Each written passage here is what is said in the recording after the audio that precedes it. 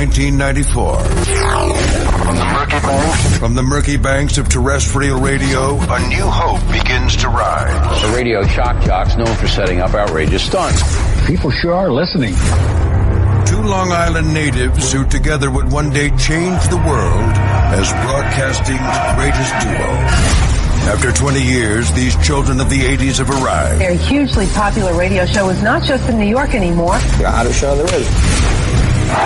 Through 55-gallon drums and wiffle ball bats, from mayors to mayor.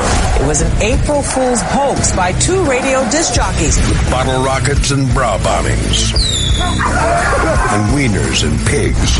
They've met friends along the way. Jim Norton. I have a raging hard-on right now.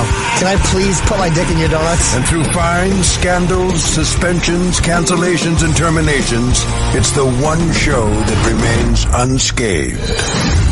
Striking fear into the hearts of management everywhere comes a radio show that after 20 years remains above all else real.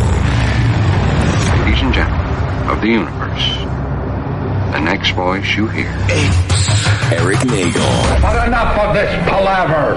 Let's get the show on the road. I think the term is paying homage. Is that what that's called? Paying homage. And you know what? It was just sitting there. No one was using it. Sure. I put all of those good dust it off. Drops to waste. Yeah, exactly. Appropriate for April Fool's Day. April I don't think anyone fell for that. I fell for it. He's just like, I'm at the wrong show. I was like, I'm in the wrong room. Oh, no. And the wrong time. Yeah. Welcome to the program. It's Erik Nagel. Indeed. 866-969-1969 is the phone number.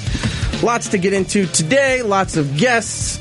We are going to talk to Sasha Banks from the WWE because it is the road to WrestleMania. It's this Sunday. Make sure you get the WWE Network, 7 p.m., to check out all the fun stuff with WrestleMania. We'll also talk to Eliza Dushku and Louisa Krause. Nice. Have a movie called Jane Wants a Boyfriend, so we'll talk to them a little bit. Well, and, I'm available, so. we got to talk about a bunch of other April Fool's stories that were going around. And I thought Amelia was going to be here, but he might still be in transit. It happens. It happens. He'll get Let's here. go around the room and see who's here. Well, obviously me, but over to my right is my co-host, Matt O.G. Hello. Hello, how are you? I'm lovely, thank you. Good to see you. And Yes. to his right is Giddles. Hey, what's up, man? How you been? Not too bad, not too bad. Good. Good. Good. Where do we want to start Why here is this today? red light on? I want to start with depressing. April It means you're Fools. dying. No. Oh no! Is it bad? I don't know. It's just on. There's just a red light on. I hope we have a doctor that can tell us what's going on. Oh, shit. Plus, we have a lot of stuff to give away, too. We got a bunch of movies.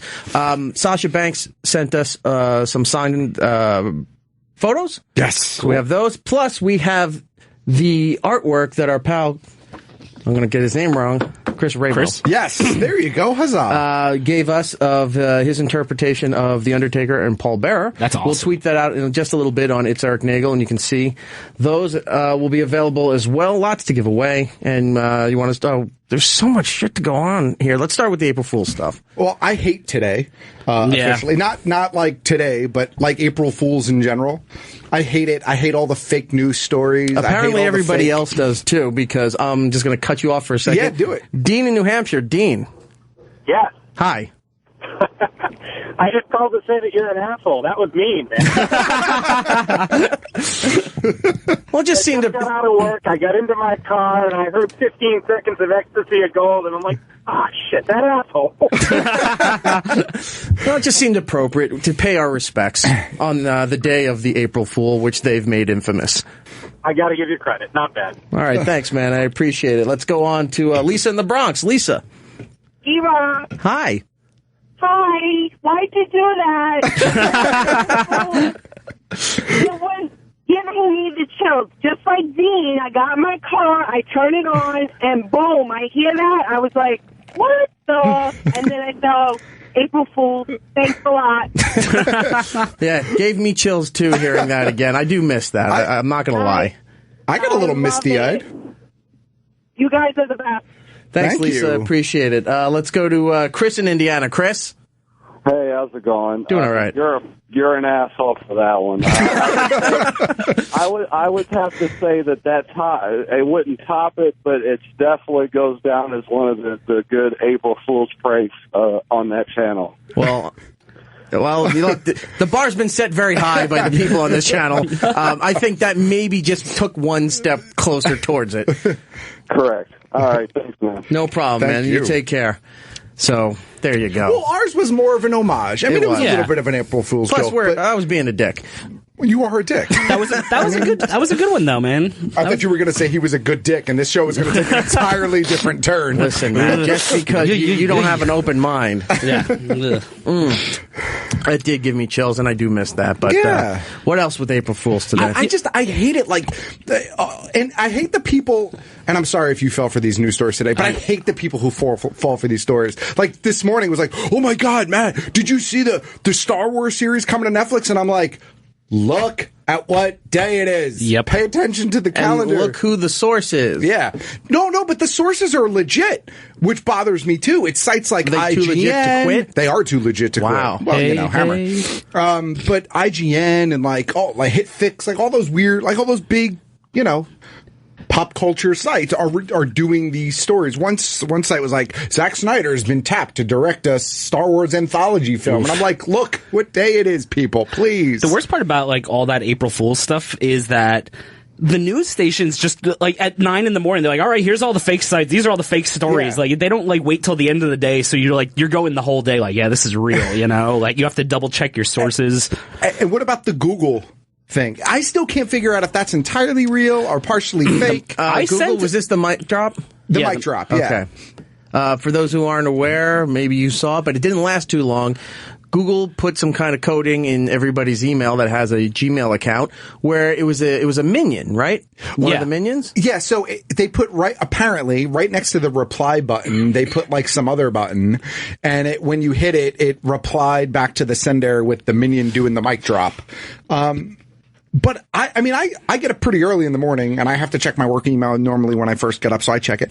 And I was probably checking email at maybe 6 this morning, I guess. I didn't see it. So I don't know when it went up and when it got pulled. Well, here's the thing. I sent one last night, so did you get it?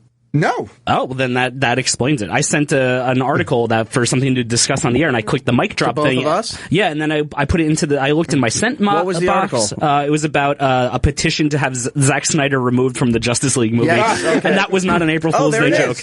Oh, okay, so you got the mic drop. Oh, okay. But I guess that's why I didn't get the reply, because I didn't know that you don't get a reply on it. So I was like, I guess they didn't like my article.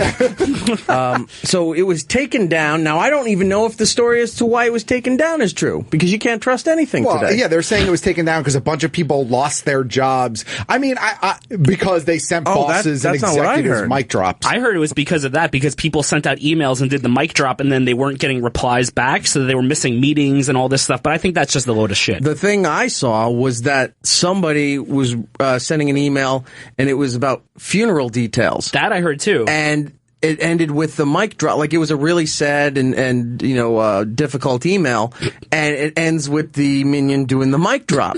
And I can't Google got so many complaints that they we got to yank this thing down. It's not working.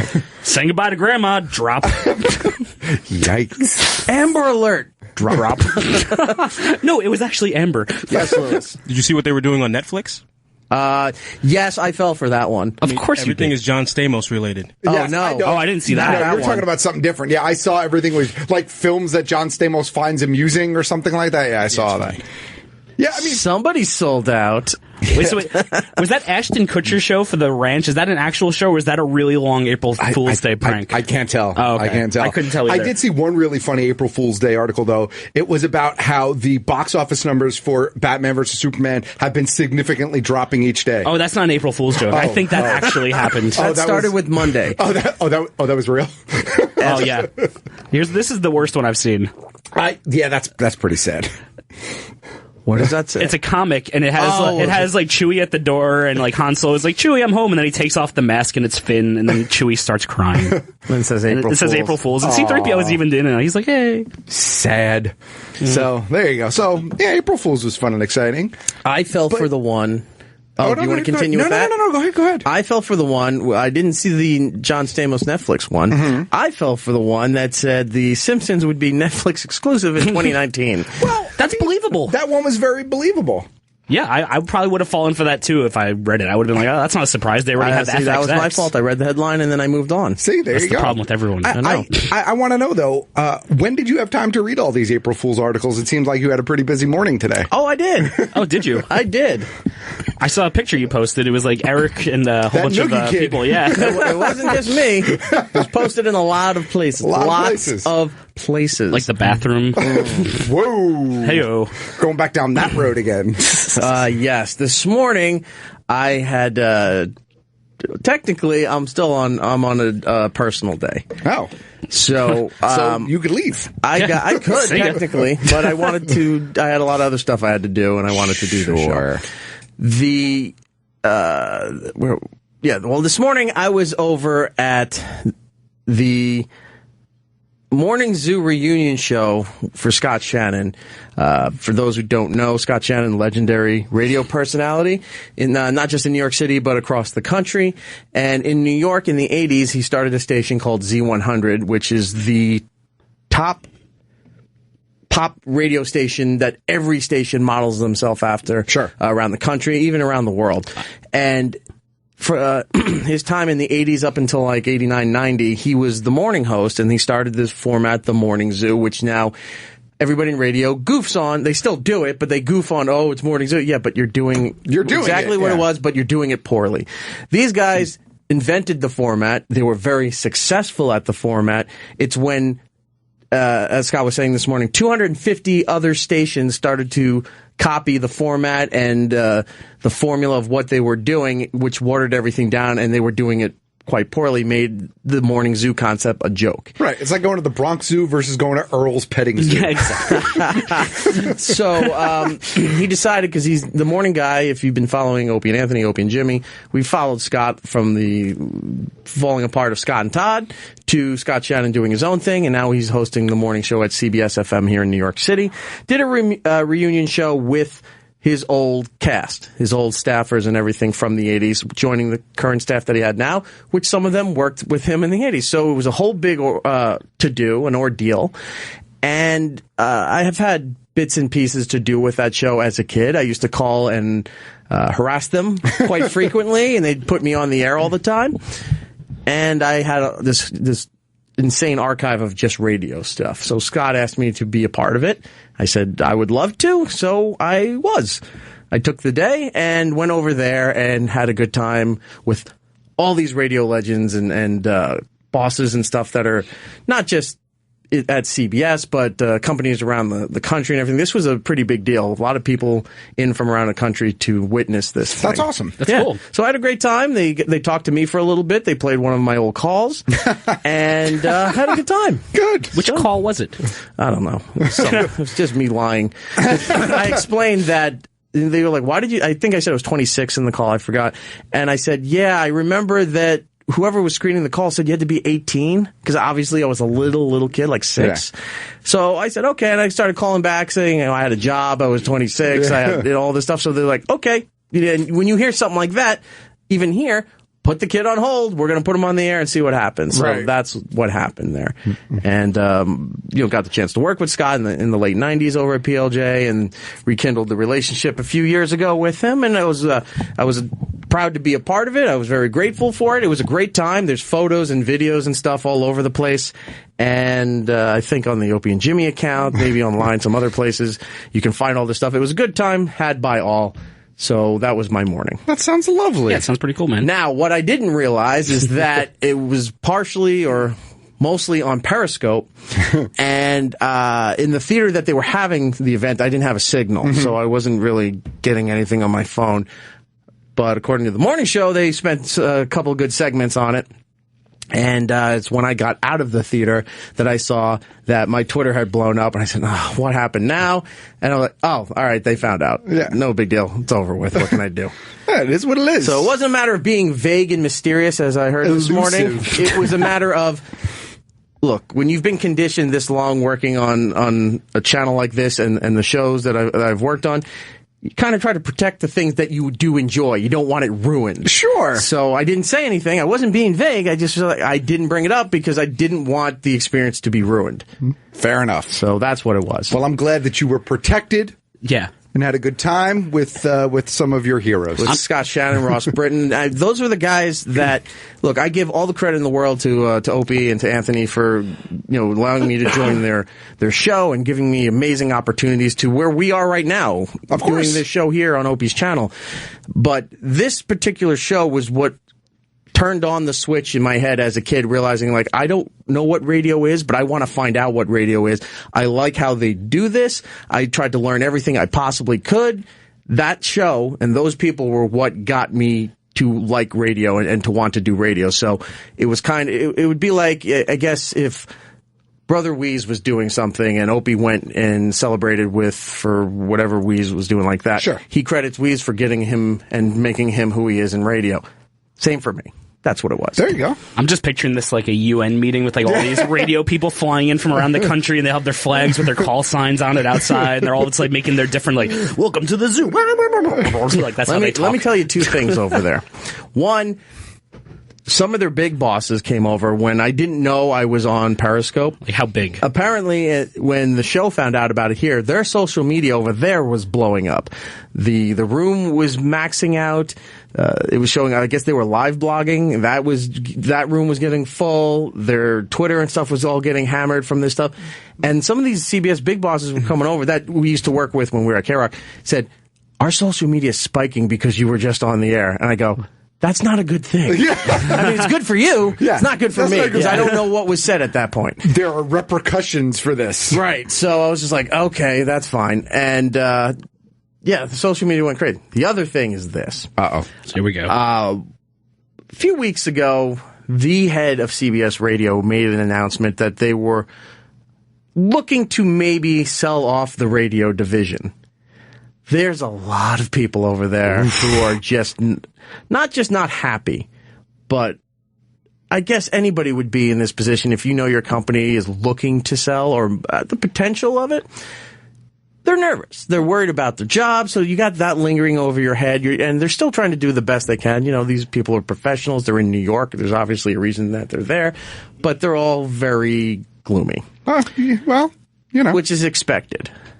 But then I found out that their HR department sends weekly emails reminding people to do a good job. And, that's just hearsay and doesn't mean it's happening yet. And, you're still valued and business as usual. And I saw a bunch of these and I just went, oh, I felt so bad for these people. It's right around the time they're passing out the cardboard boxes, too. Keep on doing a good job. You guys are fine. By the way, here's an empty box. Everyone's treated like Milton. They take away your stapler and could just move your desk a little further into the back. Someone will set that place on fire. Well, like working in TV, that happens a lot. Like you just see like your little company get absorbed all the time. It's just like they're like startups where people are like, oh, I got this company here, and then some other bigger company comes in like, yeah, we're just gonna absorb you. Like we had this German company once that came in and just took everything over. They were from the land of chocolate. Ooh, the Germans. Yeah, the Germans are gonna get at me. Ooh, the Germans. But yeah, it's kind of weird. Let's go to Teddy in Pittsburgh. Teddy. Cadbury cream egg. T-Rock. Hi, man. Dude? Oh, I lost it. Hey, dude, you totally got Ferris Bueller today. How so? He's at the Cubs. Oh, when he's at the Cubs game. Yeah, when he's at the Cubs game, he gets found out. You totally got Bueller. Do you think you're going to get a beating tomorrow from the Upster? Or no, tomorrow's Saturday. I think whatever you got today. Yeah, I don't think I didn't do anything wrong, so I don't think. I think it'll be. I'll take whatever it is. Surely you've taken worse. Well, of course I have, but yeah, I'm sure we'll talk about it. But I don't think it was anything bad. Everything was done by the book. Have you heard the audio from today? I did. Pretty brutal. Okay. No, they were laughing at it. And Oak said it takes a lot of balls to not do the radio show you work for to go sit in the audience for another radio show. I wasn't sitting in the audience. I was asked to be there and be a part of the actual show itself. So. Sure you were. Lewis has very extravagant shoes right now. Lewis has extravagant shoes? They glow. They glow? Like light up? He can get away with that, though. Like my kid has shoes that light up. Like when you stomp? No, they light up? No, they're lit up like the lights that are around like the floor like where strippers are. Well, that's because he's a pimp. Yeah. And he's trying to land a plane. Lewis, Get on the mic there. Yeah, what's up with those shoes? What's up with those shoes? I'll bring him back in. No. Did the wheels pop out of them? Does the who? Did the wheels pop out of them? No, not at all. I think I saw spinning rims, though, as it was going out, so I can't be sure. But they do change to 7 different colors. See? And also strobe. These are my April Fool's Day Is it based shoes. on your mood? Is it like mood lighting shoes? Yes, it is. It is. What? Is it made to look, like, remember when they used to do it with cars? Is it to make to look like you're floating? That would be cool. Something like that, yeah. There you go. All right. How much were those? For me, about $20. How much would they be for me? About 60. Fuck. That's still not terrible. Who makes them? It's from China. You gotta wait like a month and a half. Oh, so what you're saying is you ain't gonna last till next weekend. You're dying from some chemical absorption. Sorry. Yeah, as soon as you open up the box, you get that duck flu or something. The Osaka flu. The Osaka flu, yes. Yeah, come back in here. Let's take a photo of those. We'll put that up on the. Yeah, you got to wear it with your Twitter giant bling necklace too. Oh my goodness gracious! Yeah, I got a lot of feedback on that last week. On the bling? Yes. Was it the coaster shot or was it was in both. general shot? It was wow. That looks pretty. It looked pretty much Lewis can pull that off. Yeah, if right. we're wearing that, we look like idiots. We look like tools. Yeah. Lewis can pull that off. But then the other thing was, I want that giant coaster. Where can I get a giant coaster? Yeah. I saw someone wearing shoes like that the other day, and I honestly thought that it was a joke. I didn't think they were real shoes. These shoes right here. Do you want to put that up on the Twitter account? These are pretty sexy right here. Yeah, Matt's going to take a photo and take care of all of that. Hold on, I got to take another photo. It's like somebody wrapped your shoe in rope light. Wait, how do you change the colors on it? Can you walk through water? No. No? That's one thing I'm avoiding. So if you step in a puddle, are they done? Oh my god, it's strobes. Yeah, I brought extra sneakers just in case. You have strobes on that? It's strobes, dude. You got to go run through Times Square and see what kids have seizures. Yeah, there you go. Do 2 different colors for me. You're going to throw a video up? This is really entertaining for the audience. Not at all, but I don't care. I'm entertained. When you see the videos, you'll understand. Okay. All right. Enough of that. So, yes, thanks to Scott Shannon and everybody over there for inviting me and having me on their program this morning. It sounded like it was pretty cool, man. Yeah, it was a good time. I wish I could have listened. Insanity. Yes. Anyway, back to this program. Yes. And the Opie radio channel here. Matt, how you been? Consumed with Miitomo, but I can't tell you exactly why because I still don't get it. Is this the Nintendo app? This is the Nintendo app. So the Nintendo app just came out yesterday, right? Yeah, I believe so, but I feel like I think it might have been Wednesday, but I feel like people must have been beta testing it or something because some people have like some crazy shit already. And what I'm is like, it? So do you remember? Did you ever have a Nintendo Wii or did you ever play a Nintendo Wii? Yeah, I still have it. Do you remember when you created your Mii? Yeah, your little avatar shitty guy. Yeah. So picture that. You recreate yourself and you get goofy outfits and accessories and shit. But like you have a house and like you make friends and you ask your friends questions and then like you can comment on what they're saying. And that sounds like what I should be doing in real life. It sounds kind of like Sims, but not really. And I guess even when you're not in the app, like your character can go visit people on your friends list and they interact. And then when you pop back in, here's the problem. It felt like work. like I went on it this morning to like see what happened overnight, and I'm like, I've been noticing that more and more with any kind of video game because video games are supposed to be fun, entertaining, but if you work a lot, they're supposed to be a nice distraction. It's like I'm going to relax, and even if it's Call of Duty, I know people get anxiety and all stressed out playing with that. That's why I don't play it because a certain time of night, Asian kids just kill me as I keep respawning and haven't moved anywhere down the first board, but. It's supposed to be relaxing, but now you got to set up all these things and you can't play because your avatar isn't set up. Oh, you don't have your quotes and your bio thing set up. It's like, I just want to play the game. Yeah. And then I'm trying to figure out like what exactly it is you're supposed to do that I'm doing. I changed my shirt and I got style points and now I'm like, you know what? It sounds like flashy or some goofy shit. And I'm like, I just don't understand. Like, all I'm doing is answering questions. Like, what's your favorite food? What kind of bread do you like? Yeah, and you're going to come back on the next day and it's going to be like the Microsoft AI Twitter bot. And it's going to be running around making fun of everyone for being Jewish. That's what's going to happen in your Amiibo world. Get programmed with full of hateful comments from the internet. Exactly. And then Microsoft will have to disable it. And I've got like 500 game tickets, but I don't know what I actually use them on because I can't find the games. I Blitz don't. And shits, man. It is. I'd rather play that. I don't get it. You know what? It sounds like Animal Crossing, but without like the point of actually playing Animal Crossing. But it's kind of like Sims meets Animal Crossing meets I don't know meets reality. Yeah, like I mean, the fact that you have to go out and make friends that's harder to do in a video game than real life. Well, it's like any other social media app where like immediately you link it to your Twitter account, your Facebook account, and you import a bunch of your friends that also have, and then like you can snap or snap or Instagram a picture of your avatar with a QR code, and so people can scan that code and that'll add them to your friend list. So it makes it fairly easy. Like I think I was on for like 20 or 30 minutes last night, maybe like an hour this morning or so, just putzing around, and I probably have like 15 or 20 friends on my friend list already. So like it's not that hard. Might this be a generational thing that we're a little too? I don't. If it's a generational thing, I don't know which generation it's for, because I don't see like a younger, like Snapchat, that type of. I don't see them getting on board with this. I don't know, man. It seems too hokey, and it seems too goofy, and like you're sending pictures of your little avatar, Donald? like in like different poses and shit. Like I posted some on my Instagram. Go to Geek Stuff OG on Instagram, and I posted some pictures of like what my avatar looks like and my QR code and shit. Like you could see it, but I don't know. Is it?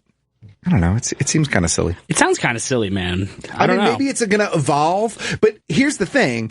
If it's going to evolve... Is this your thing? You with the Harley Quinn and Joker stuff? No, that was from Snapchat. Oh, okay. No, scroll down. Yeah, that's terrifying. So ridiculous, this dumb Snapchat. Hey, this one here where it says, oh, there you go. That's like my little dude. And then the one below it. You look like Shuli. Like, You look like Powder grew a beard. Yeah, there you go. If it's going to develop past where it is now, then they should have waited to release it, because I feel like people are going to jump on board and be like, I don't get this kind of boring after a couple of hours.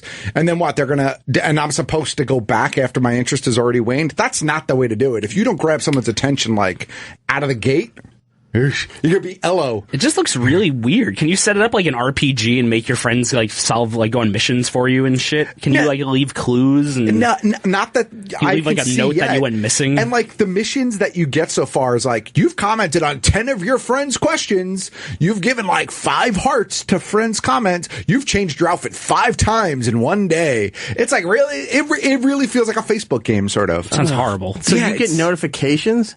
You can turn notifications off. I don't have them on. I just see them when I pop into the app. But I felt that I had to get on board because everybody was posting it on Instagram yesterday. It seems Twitter. like yesterday, again, all that whole feed is everybody was just making their avatar. It didn't seem like anyone actually played any games on this thing.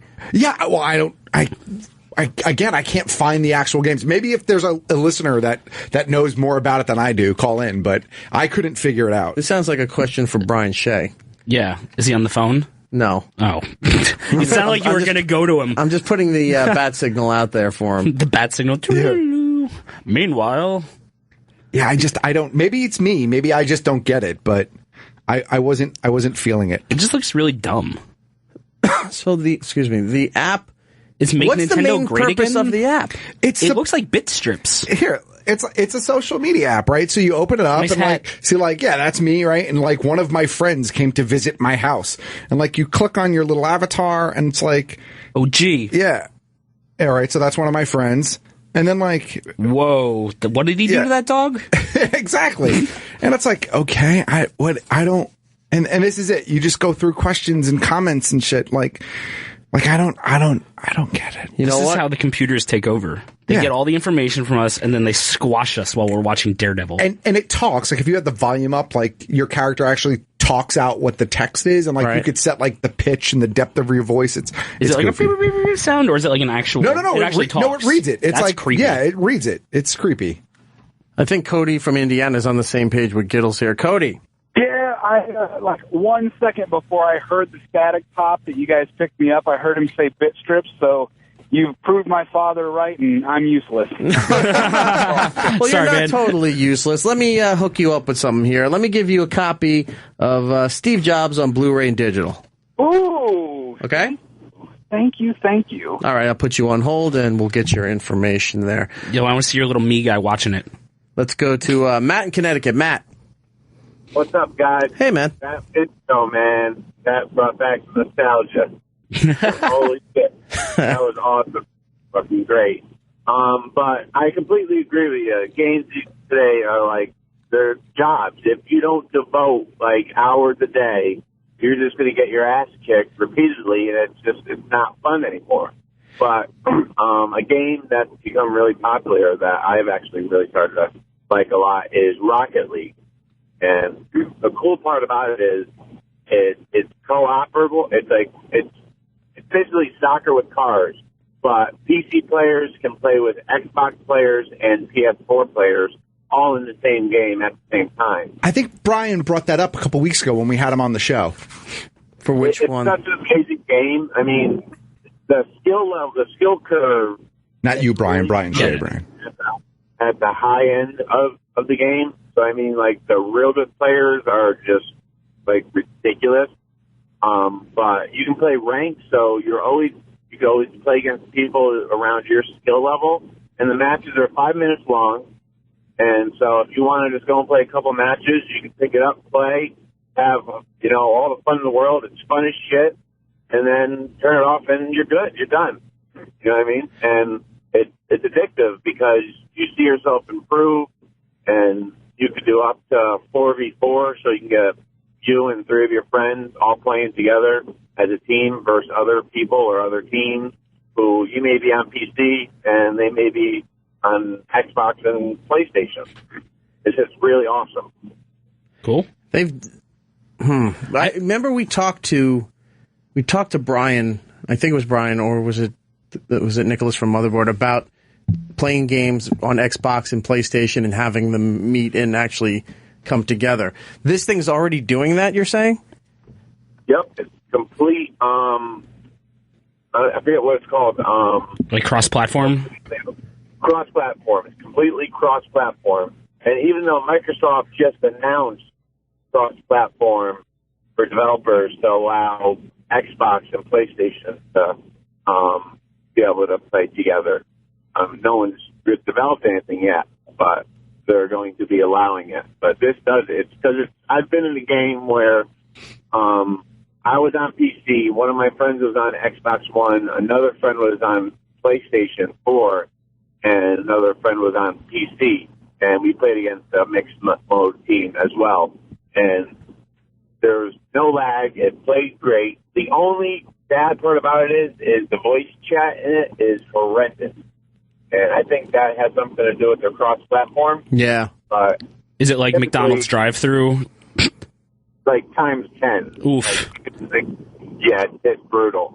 But if you're playing with friends, like we all play on PC with Xbox Game Pass, so we usually just use like a TeamSpeak or a Skype or some kind of voice server to chat, and or even it's Steam. If you just use Steam voice chat, it's fine. There's just, again, it's too much stuff. Yeah. I have a friend who does like a game night every Saturday. He's been having people over for Rocket League, and I haven't gone yet, so maybe I'll go check it out. It sounds like it's kind of cool. The game does sound fun, but, like he's saying with the voice chat, because of cross-platforms, and then you have to have this and this and that. It's just like, I want to play the game, and that's it. It was for some... It's cheap. I think it's like $15. They sell them in 4-packs. I think for like $40, you get a 4-pack. Right. You buy the game, and you can give them to 3 of your friends, so you all play together. And it's really addictive. You have there's like maybe 15 cars, but the cars, they all pretty much do the same. It's just looks. It's all cosmetic stuff. There's no bullshit pay to win. There's no DLC. There's some DLC, but it's just for car. The DLC is only cosmetic, which I like. But I'm fine with cosmetic DLC. If you want to pay for a prettier car, by all means, have it. It's when you have to pay to get a part of the game that should be there already is when it's bullshit. Yeah, we'll get into that in just a second. We've talked about that in the past, too, as far as like those free games where they purposely make it 99% impossible so they can sell you add-ons for, like, that's why I gave up Candy Crush. Right, yeah, because you got to buy the hammer to get past this because level. if you try to file a lawsuit or something, they say, you're making me pay for this game. They go, no, technically, if you can just hit it at the right time, you can do this and move to the next level. But then they want you to spend $25 on a hammer that you break some ice, beat the level, and guess what? You don't get to keep the hammer. Right. It's a pain in the ass. Matt, I'm going to put... Yeah, it is. Matt, I'm going to put you on hold. We're going to give you a copy of... What should we give him here, Matt? We got a bunch of stuff. Give him... Give him Rolando. Yeah. You want a copy of Rolando? Oh, it says Ronaldo. Ronaldo. Oh, Ronaldo. Dyslexia. Oh, that's the soccer movie. Yeah. Gotcha. Ooh, he's sexy. All right. I'm going to put you on hold, and we'll get your information and give that out to you. This guy, this might be what we were just talking about here. Let's go to Mr. Rocket from the Rocket Blaine League. in Wisconsin. We were talking about the games where you have to pay for stuff to include in order to play the damn game. Oof. Blaine. Right. Hey, how you doing? Hey. Clash of Clans is one that's bad about that. People spend a lot of money on, but that's where all the warriors look like Hulk Hogan. And Kate Upton did the commercial. The barbarians do, right? Yeah. But yeah, a friend of mine got me into that, and you get into clans, and then you have to do wars, and people get bent out of shape if you don't attack in the war. I'm a truck driver, and I'm on the road a lot, and these people will get so bent out of shape if you didn't get your attack in. It was ridiculous. I finally had to quit playing. I gave it up for Lent. It's a shame because games like Clash of Clans and there's a bunch League of of other Legends and stuff. But not League of Legends. No, that one's different. But Clash of Clans, those types of games, I actually used to really like those games, like RTS games, like Age of Empires for the computer. Oh, right, remember yeah. that? Like I used to love those games. Those are epically fun. Age of Empires was like as close as you could get to Risk, right? Sort of, yeah. You had your country, your thing, and you created archers, and then but then you would get from the Stone Age to the Copper Age, then eventually you would get up to the Nuclear Age, and you had lasers and robots, and you can get the nuclear bomb. But those types of games are really fun. The difference was I liked paying $20 or $30 once for the whole game, and having the whole game, then playing it for free, and you've got to wait 20 minutes. But if you pay us $1. Yeah, we get to right now. Wait no minutes. I used to play Command and Conquer all the time. I love that game. Then you just set it up and you're oh shit, they're attacking. Oh fuck, I got to get in there. You know what game that I play a lot, and I still play it, but when you run out of continues, I'll say, Contra? They do the thing where you got to wait a certain amount of hours, or you can pay such and such amount. It's from Adult Swim Games. Okay, it's called Giant Boulder of Death. All right. And it's one of the most fun games where you start off at the top of a hill and then you direct this boulder going down the hill. You're running over cows and farm people, and then they have spike strips and people are trying to attack the boulder so it wouldn't destroy their village. But then if you had quickly moved to the left, guess what? You're plowing through the village. You're getting all these points. Oh, there's a jump. And you land, you collect coins, and you just keep going and going, and it gets faster and faster and faster until you finally get enough points to move on to the next level and different obstacle courses and whatever. But if you're really enjoying playing it and you're killing time, say you're waiting for the doctor or you're on a flight or something like that, you run out of continues there, then you're screwed. You got to pay for the damn thing, and then it makes you hate the game. So I stopped playing for a while, and then I remember, I have the game, and I go right back to it. Yeah, no, I unless I have full access to the game, I just don't play those games anymore. I don't do any of those games unless I have full access. I found one game online not so long ago that I used to play all the time called Stronghold. It was pretty much you get to build your own castle. Okay. But it was the same thing. But in that one, you had a whole economy. You had to get a farmer who created wheat. And then once you had the farmer who created wheat, you had to have a baker and a bakery so you can create bread. And then with the bread, you can create hardtack. You know what I mean? So it's Castle Tycoon, almost. But, eventually there are rival kingdoms and they and you build up armies. But I enjoyed that type of game. I'm not paying stupid money to train my archers faster. I'm sorry. Yeah, no. Blaine, let me put you on hold here. I'm going to give you a copy of Ronaldo on DVD. All right. All right. Thanks. All right. Put you on hold there. Yeah. The free gaming, even the one I was tempted again not too long ago. The one that Arnold Schwarzenegger is doing the commercials for. The battle tanks. Oh, I saw that. I forgot what it's called, but it's battle tanks. Yeah, it's battle tanks, and it looks kind of cool. And then all of a sudden, you get the premise halfway through the commercial and go, "Oh, this is another phone app game that they're going to charge you through the nose." Yep. Yeah. Drives me nuts. Down with those types of games. Let's go to Daryl in Rhode Island. Hey, what's up, E-Rock? Hey, how are you? Pretty good. I know a while ago you guys talked about Miitomo. You had no idea where the hell the games were. Well, my wife found it. It's in the shop on the very bottom of the tabs where you have you and friends and menu, and you have the shop. Uh-huh. You scroll down on that. There's these stupid games that you pretty much your Mii characters on the top of the screen spinning around. You got to move them left to the right, and then you drop them, and it's like a kind of like a pinball kind of thing where the Miis go left to right, and then they land in pods that have items of clothes. And their themes. So one's like a cat, ones are flower dresses. They're very female oriented. So like for April Fool's Day, my guy's wearing a dress, but there's nothing else really like manly to wear. It's just more silliness. But that's where the games are. And you either use coins that you get from commenting on people's stuff and liking their posts, or you shouldn't have to put work into a game. And it, you know what it is? It's marketing. When you have to get coins from commenting, or when you get those, you know what? You get those emails where it says, "Oh, you can get $100 gift card to Amazon. All you have to do is go to these 5 websites and take surveys." And then you do the surveys, but then they got all your information so that you get telemarketing and email spam and all that stuff.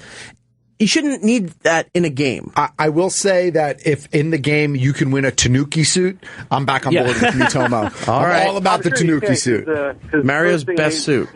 Yeah, right now it's the Mario suit. You have to use those Mii points, which is different from the coins, which is different from the game pass. It's going to get so confusing so fast, and people are, like you said before, it's going to be a fad and it's going to go away.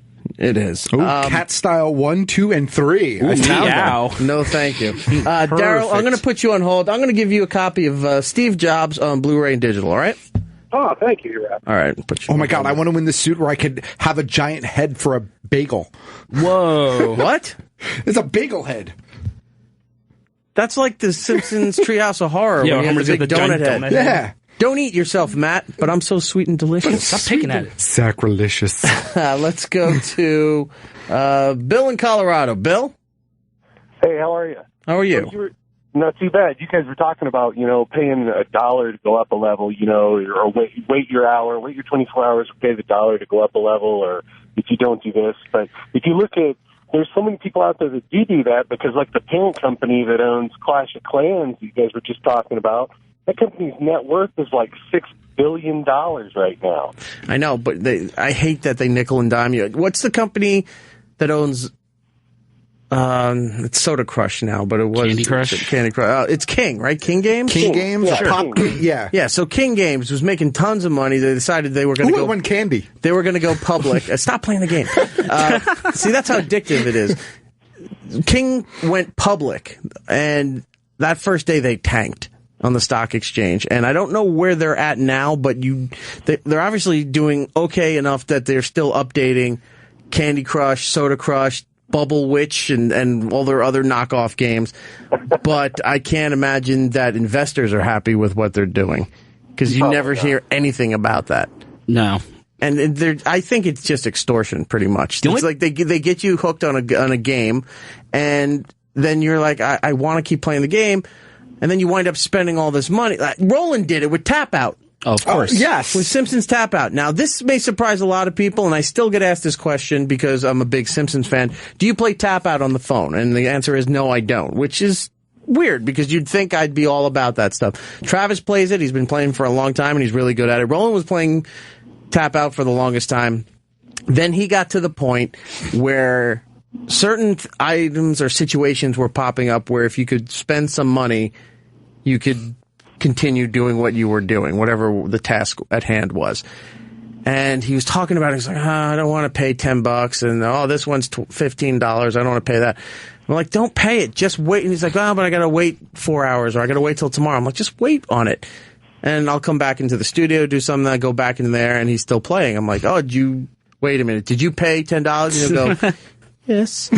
Because he wants to play the game. And I'm like, this is why I don't want to play Tap Out. Because I know I'd get so addicted to it because it's content that I enjoy and I want to, play it. And they keep updating every month. There's new add-ons and themes for the holidays and those kind of things. It's cool, but then you're fucked because then you're playing for a little while and then they want $5. Electronic addiction. I know. It's a problem. I have a friend who's addicted to Hearthstone, and he just plays that all the time. And that's basically just Magic meets World of Warcraft on your phone. But you're actually like, you get your cards. And they have they have serious Hearththone competitions, where you can win like big bread, and like if you go on just Twitch, really big loaves of bread. Yeah, giant from loaves big ass biscuits. It's like challah, just that bread they made on stone. Yeah. But seriously, you know what I'm talking about? Like esports. Hearthstone is a big thing on esports. You can win a lot of money, and then on Twitch, Twitch is there's crazy. a billion people playing Hearthstone on Twitch. Yeah. Like that's like one of the number one games I think on there. And you're right. It's like watching a one-sided Magic game. I don't get it. I play Magic with this kid, and I'm like, dude, I have no idea what you're doing right now. He's like, watch, I'm gonna have this wizard's gonna kill this guy, and I'm like, dude, you're making me feel embarrassed for you. And I downloaded Hearthstone and I started playing, and I was like, okay, I get it. Like you start building a deck, and you're like, this is kind of cool. But like anytime you take those games, in my personal opinion, anytime you take those games where you're playing a computer. Now, if you're playing against somebody else, electronically, I guess that's fine. But I think a big portion of those games is the social interaction. So anytime you take those games to a computer, even Magic the Gathering went to, there was a computer version of it you could play online. It's just not the same. Like, first of all, you never win against a computer. The computer always magically has like Shatter, and you're playing an artifact deck. Yeah. Oh, Magic the Gathering call out for those. It's interesting that you bring up card games playing against a computer, because I have a hell of a time with Skip-Bo and Uno.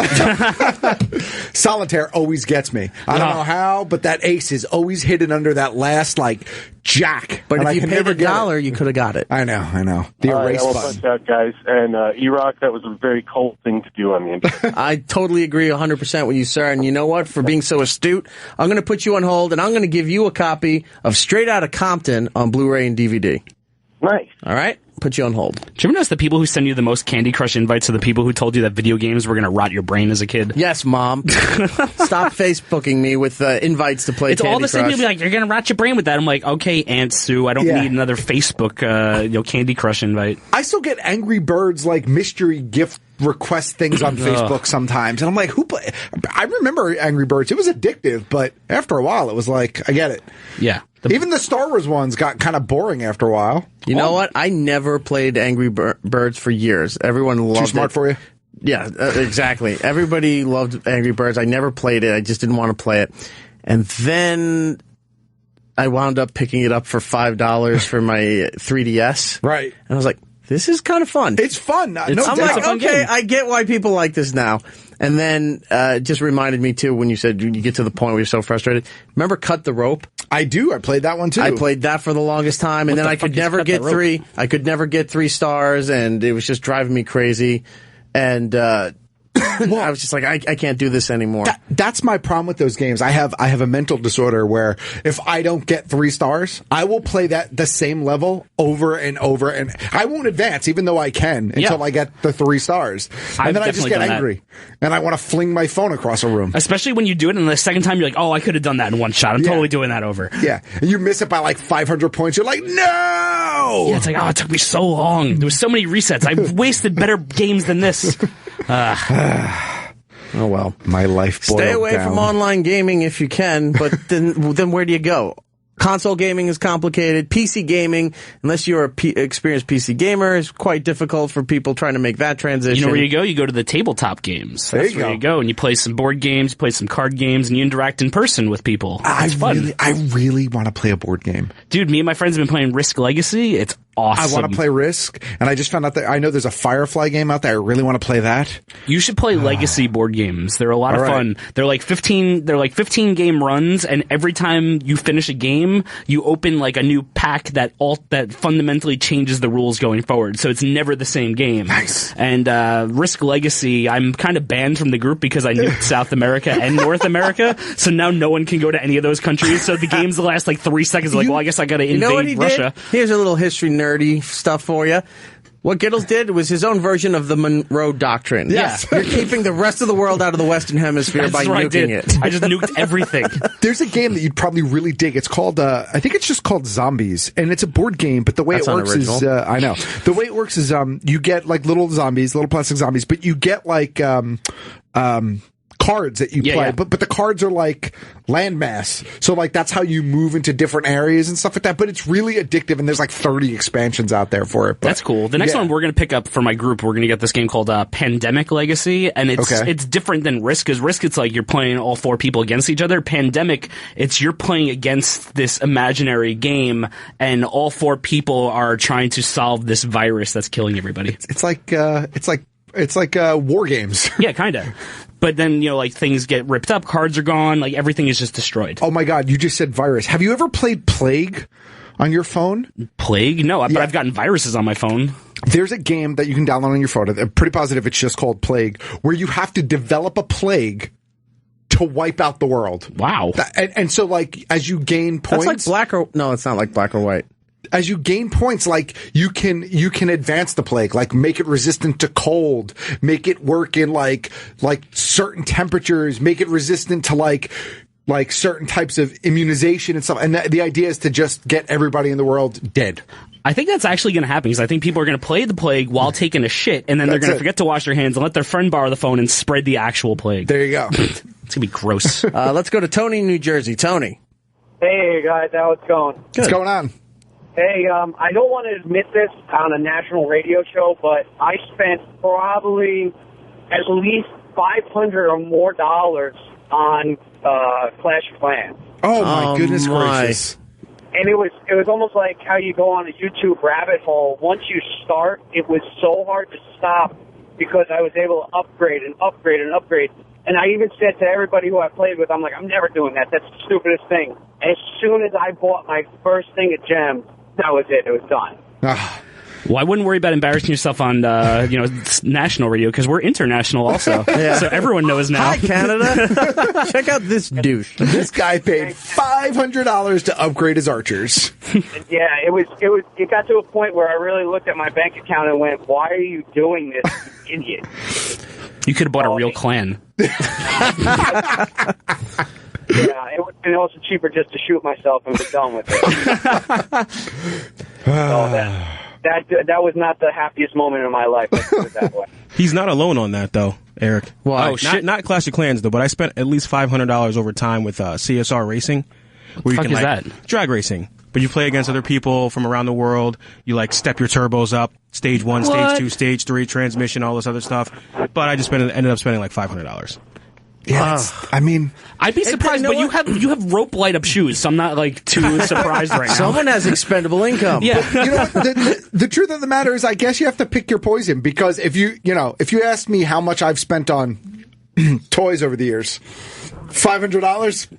Pshaw. Oh yeah, over the years, not in one game, not in 20 minutes at Comic-Con. Let's just spread out the level of douchebaggery here. Yeah, but so then I probably spent $500 on like a single statue or a single like item. Well, maybe it was worth $500. True. What was the statue? I do get to look at it every day. I have a bunch of sideshow statues and stuff like that, which tend to get a little bit costly. But I love them. Tony, I'm going to put you on hold. I'm going to give you a copy of Furious 7 on Blu-ray and digital, all right? Sounds good. Thanks, guys. Right. Have a good night. You too, Thank sir. you, man. Let's go to Michael in Houston. Mike. Yes, sir. How are you? Doing? Pretty good. Listen, you guys talking about some really good games there. I'm wondering if you've ever played any solitaire games.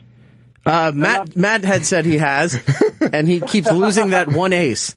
Well, no, not card games. There's a few companies out there like Victory Point Games, VPG, and another one called Dan Viersen Games. I do game reviews for a website, also host a podcast where we do a lot of talking about this kind of stuff. If you're having problems finding opponents, which it can be a problem, you can buy these games. They're a lot of fun if you're into the strategy kind of stuff. Okay. All right. Any games in particular? There's one called Cruel Necessity that's really good. It's about the English Civil War. There's a whole series of games, actually, that VPG makes called State of Siege, where you are basically trying to keep bad guys, armies, whatever, from reaching the center space of the board. They also have a zombie game that's kind of along this line, and I can't think of the name of it offhand, but there's a few there's one called Ottoman Sunset, which is where you're playing the Ottomans during World War I. There's one called Habsburg Eclipse, where you're playing the Austrians during World War I. There's a Alamo version of it. There's all kinds of different ones like that, and they're usually pretty quick, easy to set up. So you're not spending all day trying to do something like Axis and Allies or something like that. That's pretty cool. All right. Good deal. I need my mic on. Sorry, I was doing something. Yeah, we'll have to check that out. Let me put you on hold. I'm going to give you a copy of Secret in Their Eyes on Blu-ray and digital, all right? Awesome, man. Thanks a lot. All right, put you on hold there. Somebody wants to talk The Plague with Giddles. John in Jersey. Hey, how's it going? Hey. Okay, Plague is one of those games where you're playing it, and then you just get this in your stomach because you realize you're actually killing people, and you have a live count where you're getting excited with mass genocide. It's so warped, but it's awesome. Oh, I don't get a pit in my stomach. I just keep on eating more popcorn. Yes! 2 billion dead! Look, you got to get it out somehow, and this beats the real situation. That's right. I'm not running around infecting people.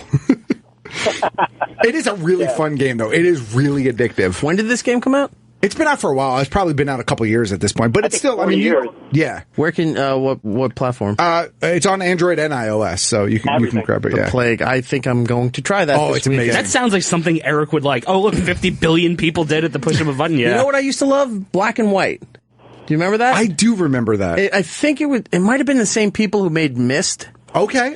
But you could be a good god or you could be a bad god, and there was an island, and you could send your good creatures down to help them out, or the bad creatures down to punish them when they're bad.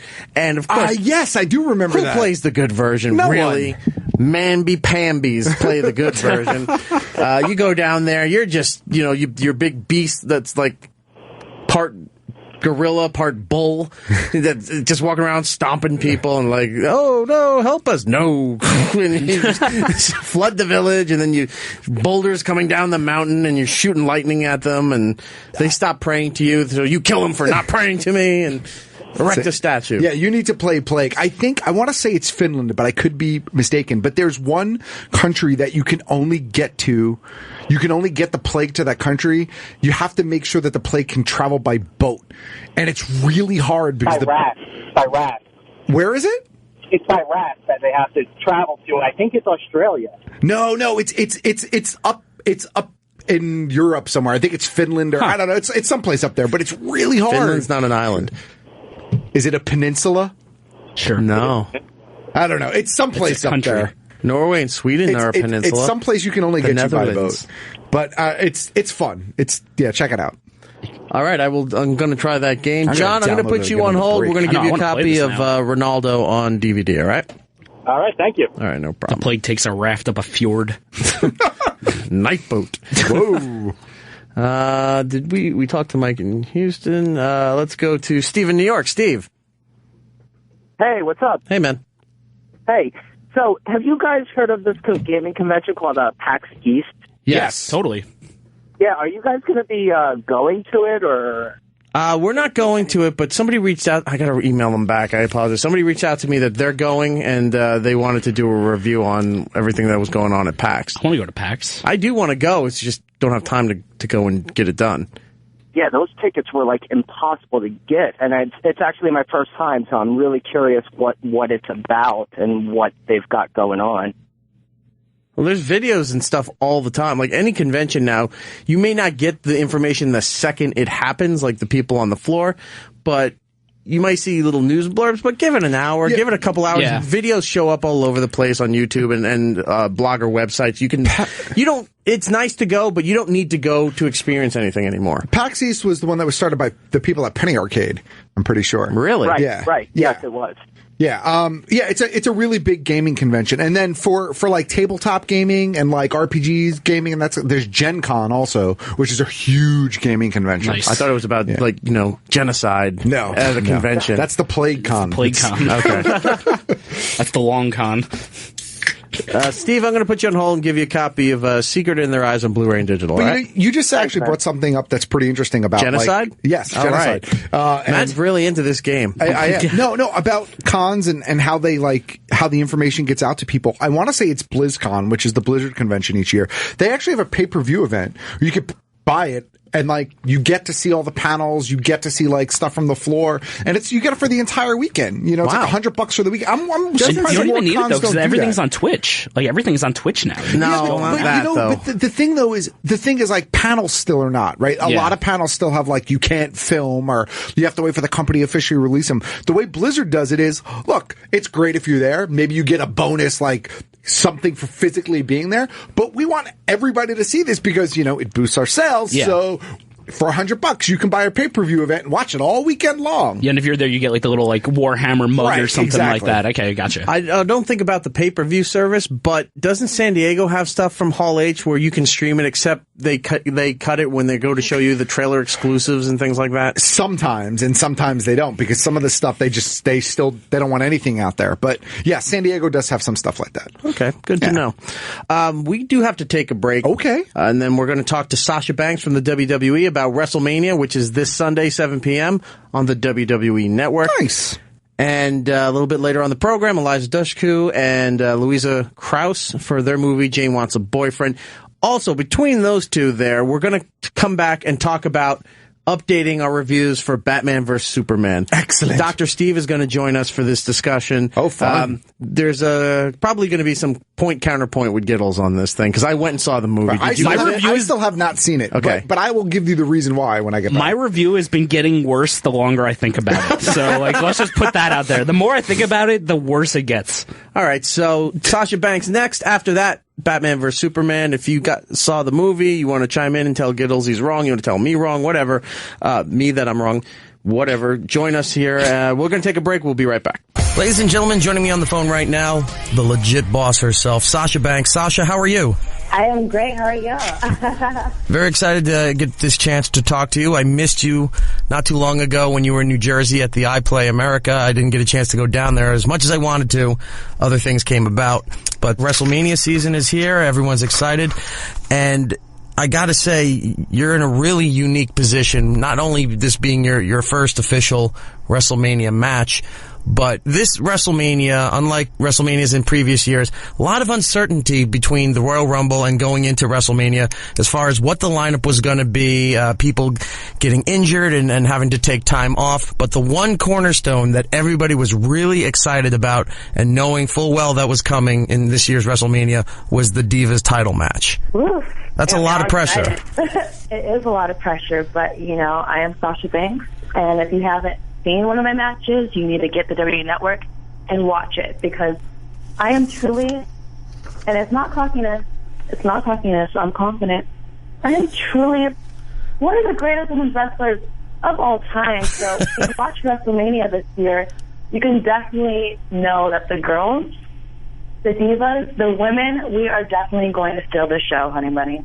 Oh, I know. This has been well, actually, it's the two things. One was who Brock Lesnar is going to fight, and the other is who's Charlotte going to take on for the title there. This was the first two pieces of the WrestleMania puzzle right after the Royal Rumble that everybody was just dead set, like, these are the things that we need to focus on. Everything else will fall into play.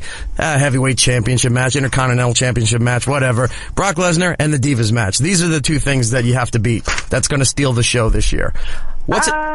No pressure, right? No pressure. But for a match of this magnitude, what's it like? What's the mindset? What do you have to do different to condition yourself to go into WrestleMania?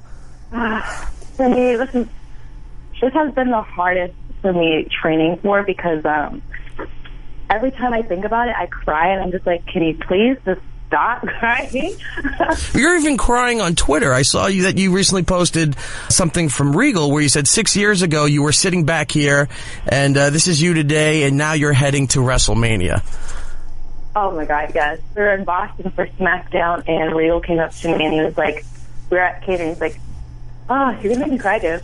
He was like, 6 years ago, you were sitting back here. And I was just like, well, I actually didn't even take that moment to actually think about it. That how many times I was an extra, and I was at the TV Garden just hoping for a chance, and I was just sitting catering, just hoping to get noticed. And you were waiting for your rock star moment, being in the front row and somebody going, I can't finish this match, I'm going to tag this little girl in here and she's going to come in and finish the match for me. That was me. So when he said that to me, I just really took a second to be like, oh my God, no, this is crazy. And now that was the last SmackDown before WrestleMania, and now I'm going to WrestleMania for the Divas title. Like, dreams really do come true, and it's insane. I'm so excited. Obviously, this is your first match in WrestleMania, but it's not your first experience dealing with WrestleMania. For those who don't know, for WrestleMania 30, you were part of the entourage for Triple H when he came out. You, Charlotte, and Alexa Bliss. But you've been to WrestleManias before. I'm not going to ask you about Snoop Dogg, because I'm sure you're tired of answering about how you're related to Snoop Dogg. But I think WrestleMania 24, didn't he bring you to WrestleMania? Yes, he did. I actually went 24 and 28 with him. I remember begging him when I found out that he was going to be a part of WrestleMania. I begged him. And it's so crazy that WrestleMania was in Orlando, and now next year it's going to be in Orlando. And right before he went out for, his segment with the Divas, Ric Flair was coming back from his, just finishing his retirement match.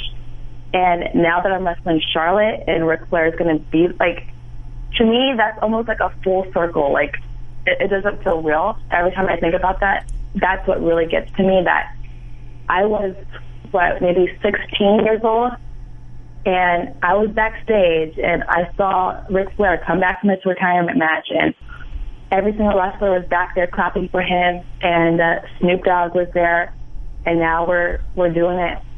And I'm gonna be walking out on that stage. One, you better not be crying, and two, I'm sure, it's WrestleMania. This is the time of the year where you got to put everything out, a million plus. What's the intro? What's the big presentation for Sasha Banks coming out to WrestleMania? Because you really have to overdo it. Only the boss could. Can you imagine if I just have a regular entrance? Yeah, just walk in with your jacket, you wave, and walk down. Everyone's like, this is what she's hyping up about? Like, Becky's got this huge, robotic monster thing, steampunk stuff going on, and you just walk out like, hey, let's just get this over with. Me, I'm a boss. You can expect a boss entrance, that's for sure. Now that you're achieving all this success, does Snoop ever go and joke with you and saying that like you owe him for this because all those times you begged him to bring you to WrestleMania? No, never. He's absolutely been amazing throughout this whole process. I remember telling him when I wanted to be a wrestler, he was just like, "Really, Curtis? All right, you got it. If it's your dream, you can achieve it." And now that I'm here, and there's a possibility that he's going to be there, I think that's it's so cool. It feels like life is truly happening for me, and everything is meant to be. So, yeah. I'm ready for it, man. Is he going to be part of your intro? Is he doing your theme song? Is he going to come out like Ice-T did with The Godfather and sing your theme song? What are you, TMZ? I can't give you all the secrets. Well, I got to ask. I didn't even think about that until just now. Well, that's what you have to watch, bro. You never know what's going to happen in WWE. You never know what's going to happen with Sasha Banks. I mean, this is the biggest stage of them all, and I got to go out big, right? Of course. I've been reading more and more about Lita's hands-on with the Diva division behind the scenes, and what was it like working with her as far as creating storylines and becoming a better wrestler? We've actually been working with Lita a lot. She's been producing our matches up here, and it's really crazy knowing that, you get to work with people that you used to watch. Not only do we get to work with Lita, I get to work with Dean Malenko, Fit Finley, and I'm a huge Dean Malenko fan, so anytime I get to work with him, I just think, oh my God, this is so amazing. What was your involvement with Dusty and his time at NXT? God, I think about him a lot, especially knowing that, his 3 girls from NXT are going to be at WrestleMania. I think he'd be so proud of us. The number one thing I can take from Dusty is the biggest thing for me is when you get handed something, per se, let's say a promo, and it doesn't really feel like a Sasha Banks promo. She will tell you, do these writers know who you are? And I go, no. Do you know who you are? I go, yes. Then you better speak from your heart. And that's what changed who I was, and completely. Just to know that you need to go within yourself and speak from your heart. No one can tell you how to say this or that. Only you know how you would say it. You know what I mean? Mm-hmm. It's definitely hard when I see newer people that they won't ever get to experience Dusty, but I am so thankful that I had the opportunity to work with him and to know him and to be called one of his kids. He's by far the greatest human being I've ever met in my whole life, and I miss him so much. I think you nailed it. The three of you being out there and being a major feature for WrestleMania this year is one of the best tributes you could pay to the guy for everything that he's done, not just for the business but and your careers and stuff, but for everything involving NXT and the WWE. Oh, absolutely. I know he'd be so proud of us. If I can just change off WrestleMania for one quick second, you're really into Japanese culture. You have a big love for anime. I know Japanese wrestling, but anime and K-pop? Oh, yeah. And I love Korean movies. Who's some of your favorite K-pop? Do you like 4 Minutes, EXO, Wonder Girls? I love all of them. I love Big Bang. I love Taeyang. Oh, my God. If I could marry him, I'd be so happy. He's so hot.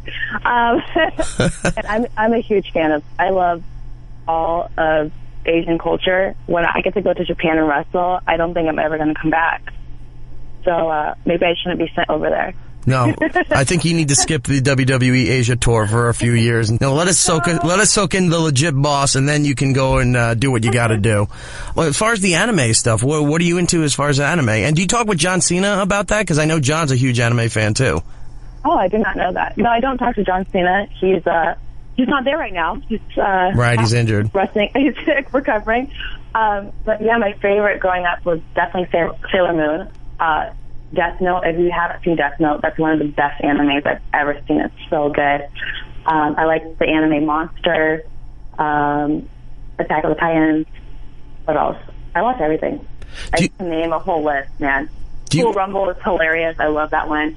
Do you collect any of the Japanese vinyl, like from Funko or Vinyl Sugar, something like that? Oh man, yes. That's how much I love my fans. They bring me stuff like that every single day. I actually got a Sailor Moon doll from a fan at the airport today. I was like, dude, I'm not really when you're coming home, but then you see that and I'm like, oh, that's cool. I'll take it.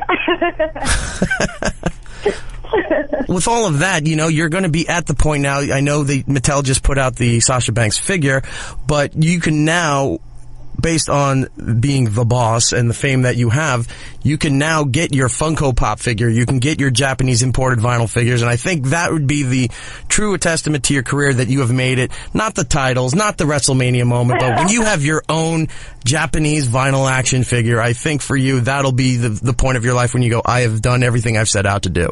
Well, I think definitely this WrestleMania match is that moment, but still. All right, it's neck and neck. It's getting there. I mean, when you have little girls coming up to you with your action figure asking to sign it, it's moments like that where it's like, dude, I made it. But, man, with WrestleMania coming up, I haven't even been on the main roster for a year yet. I know. This is an amazing opportunity for all three of you. That's insane to me. This is a moment where it's like, dude, I've done everything I said I wanted to do. So what do I have next? So that's what I have to come up with now. Yeah, it's got to be an amazing feeling especially when you go out to WrestleMania and to do your match. You'll see the signs. You'll see all these little girls in the Banks shirts and wearing the jewelry, which, by the way, is an amazing marketing and merchandising idea. I've seen so many people wearing the legit boss rings. Even guys when their hands can't fit into it, they have it on 2 fingers. Yes. Which is hilarious because it fit all my 4 fingers. But I can see guys wear it and it legit just fits their 2 fingers, which is cool. Well, go get all that stuff and definitely check out WrestleMania 32, Sunday, April 3rd, 7 p.m. Eastern. Get the WWE Network if you don't already have it. I don't know why you wouldn't have it. It's an amazing deal for $9.99 a month, and they're doing their whole free WrestleMania campaign right now, so it's never been a better time to subscribe to the network. It's at AT&T Stadium in Dallas, Texas. It's Charlotte, Becky Lynch, and the boss, Sasha Banks. Sasha, thank you so much for your time. Next time you're in New York, please come by SiriusXM. We'd love to talk to you. Oh, absolutely. Thank you so much. Take care, and good luck at WrestleMania. Thank you. Welcome back to It's Erik Nagel. That is me. That is the show. 866-969-1969 is the phone number to get in touch with us. It's Erik Nagel across the board on all forms of social media. Twitter, Instagram, YouTube, Facebook, Snapchat. Indeed. Yay. Why are you all about Snapchat? I don't know. Okay. I have no reason to be happy about Snapchat. I don't like the new update. Not the filters. The filters are fine, but the new update I do not like. What's I the don't new know. update? Like most of what I do is like look at people's stories, and I'm used to like checking the ones I want to check. Maybe I don't check all of them. I don't have time. And the update I guess automatically goes from one story to the next. Yeah, I hate that. And so I was actually commenting on somebody's. Oh, this is funny for the show. I was commenting on someone's story. They were in a Green Arrow shirt, and I was like, "Oh, nice shirt." Except that I had missed theirs, and I ended up commenting on something that Lisa had posted, and she replied back to me, and I was like, "That wasn't meant for you." I mean, I'm glad I didn't say anything like "fuck you, whore," but it's like Jesus. But because that was meant for my mom. Well, if you're talking to one person direct, you could but you obviously tailor your comments for the person you're talking to. But the way it scrolls, it switches so fast. Yeah, and you know what I hate? I deliberately don't look at certain people's Snapchats. Exactly. Because I don't like them. Exactly. Yeah. And then it just pops up. Now they see that I've looked at it and they want to talk. I don't want to talk. I don't want to talk. Thanks, Yeah. Snapchat. Thank you, Snapchat. Yeah, thank you, Snapchat. I bet they're going to get rid of it because a lot of people are complaining. I don't think that's going to last. Can your MeToMe thing have a little Snapchat and maybe? I think I'm going to lock my MeToMe thing in a car in a garage over the weekend. Just see what happens. Just see what happens. Oh man, that'd be great. And then it'll just turn into a ghost. I hope so. If I could have a haunted MeToMe, that would be awesome. Dude, I have a haunted router at my apartment. All right. So please, you have to explain this to me. An internet router? Yes. Does it randomly connect and disconnect? What is it doing? Just wait. I don't know what happened, but it was Wednesday. I got home from work, and I get home, I go turn on my laptop, no internet. So I'm like, we have problems with the internet. Maybe it's just out. Maybe it's not working. Right. So I did what everyone does. I unplugged it, plugged it back in, and that didn't work. So I tried that seven or eight. Blowing on the cartridge and then wiggle it up and down? Dude, I tried everything. That's Nintendo. Man. Sorry. You know what? I tried it. It still didn't work. So I tried everything. I was very impatient. I unplugged it 10 times in 11 minutes. I was like, come on, internet, I need you now. Damn it. And my roommate comes home and he's like, I have internet. I was like, that's really weird. I was like, I don't have internet. I can't get it on my computer. I can't get it on my Xbox. And he's like, well, I got it on my computer and my phone. I'm like, well, do you have it on your Xbox? And he goes into his Xbox and he's like, no, I'm not connected. That's really strange. So I asked him, what router are you connected to? So he found the router number that he was connected to on his computer. And we're like, but that's not the router we're using. And he's like, hold on a second. This may be really fucking weird right now. I'm like, all right, let's do this. So he goes in his room, and in his closet was a box. And in that box was a router that he did not return 2 years ago when it broke. And we cut the box open, ripped the tape off, unwrap it, and it had the router number and the password for that router there. And I typed it in, and it worked. But it wasn't plugged in? It wasn't plugged in. It was in the box. It was a different router. It wasn't even the same brand. And it assumed that name of the router for some reason. We have no idea why. I called up Time Warner, and the guy was just like, get out of the house. He was just like, I don't know what to tell you, man. I'm like, the streaming is coming from inside the house. He was just like, I've seen Poltergeist, get out of the house. I'm like, well, Poltergeist didn't have a haunted router. And he was like, still. And yeah, I don't know what happened with it. I called them up. They had no idea why it happened. I don't know if anyone's ever had a ghost router or a router assume the personality of a router that was dead for 2 years. So now it's like the talented Mr. Ripley with a router. Well, the next thing you have to do is you have to try to mail it and see if it comes back. Like that. Remember that commercial with the creepy clown? Yeah. Dude, I don't know. It was the weirdest fucking shit. I was just sitting there like, why is this not working? And then when he opened that box, I was like, all right, this is like a Chris Angel joke. Like, you're gonna pop out of the router and be like, yeah, I did it. Were the lights on the router? Yeah, the lights were all on. The lights were coming on. The lights were blinking. But this other one, it was dead in the box. It's not even the same brand. It doesn't even look like the router. It's completely different. That's just so fucking And it was insane. that How router's does it number. connect if there's no power? Because it's haunted. I've been telling you, I have a haunted You're router. channeling energy through the spirit world. Yeah, and you know what? It's got much better connection. I don't know what it is. It's 3 of those rings above the thing. Yeah, it was the weirdest thing. I don't know how it happened. I don't know if anyone's ever had a router assume another router's personality. When you get back to your house, say Beetlejuice 3 times and see what happens. Who knows?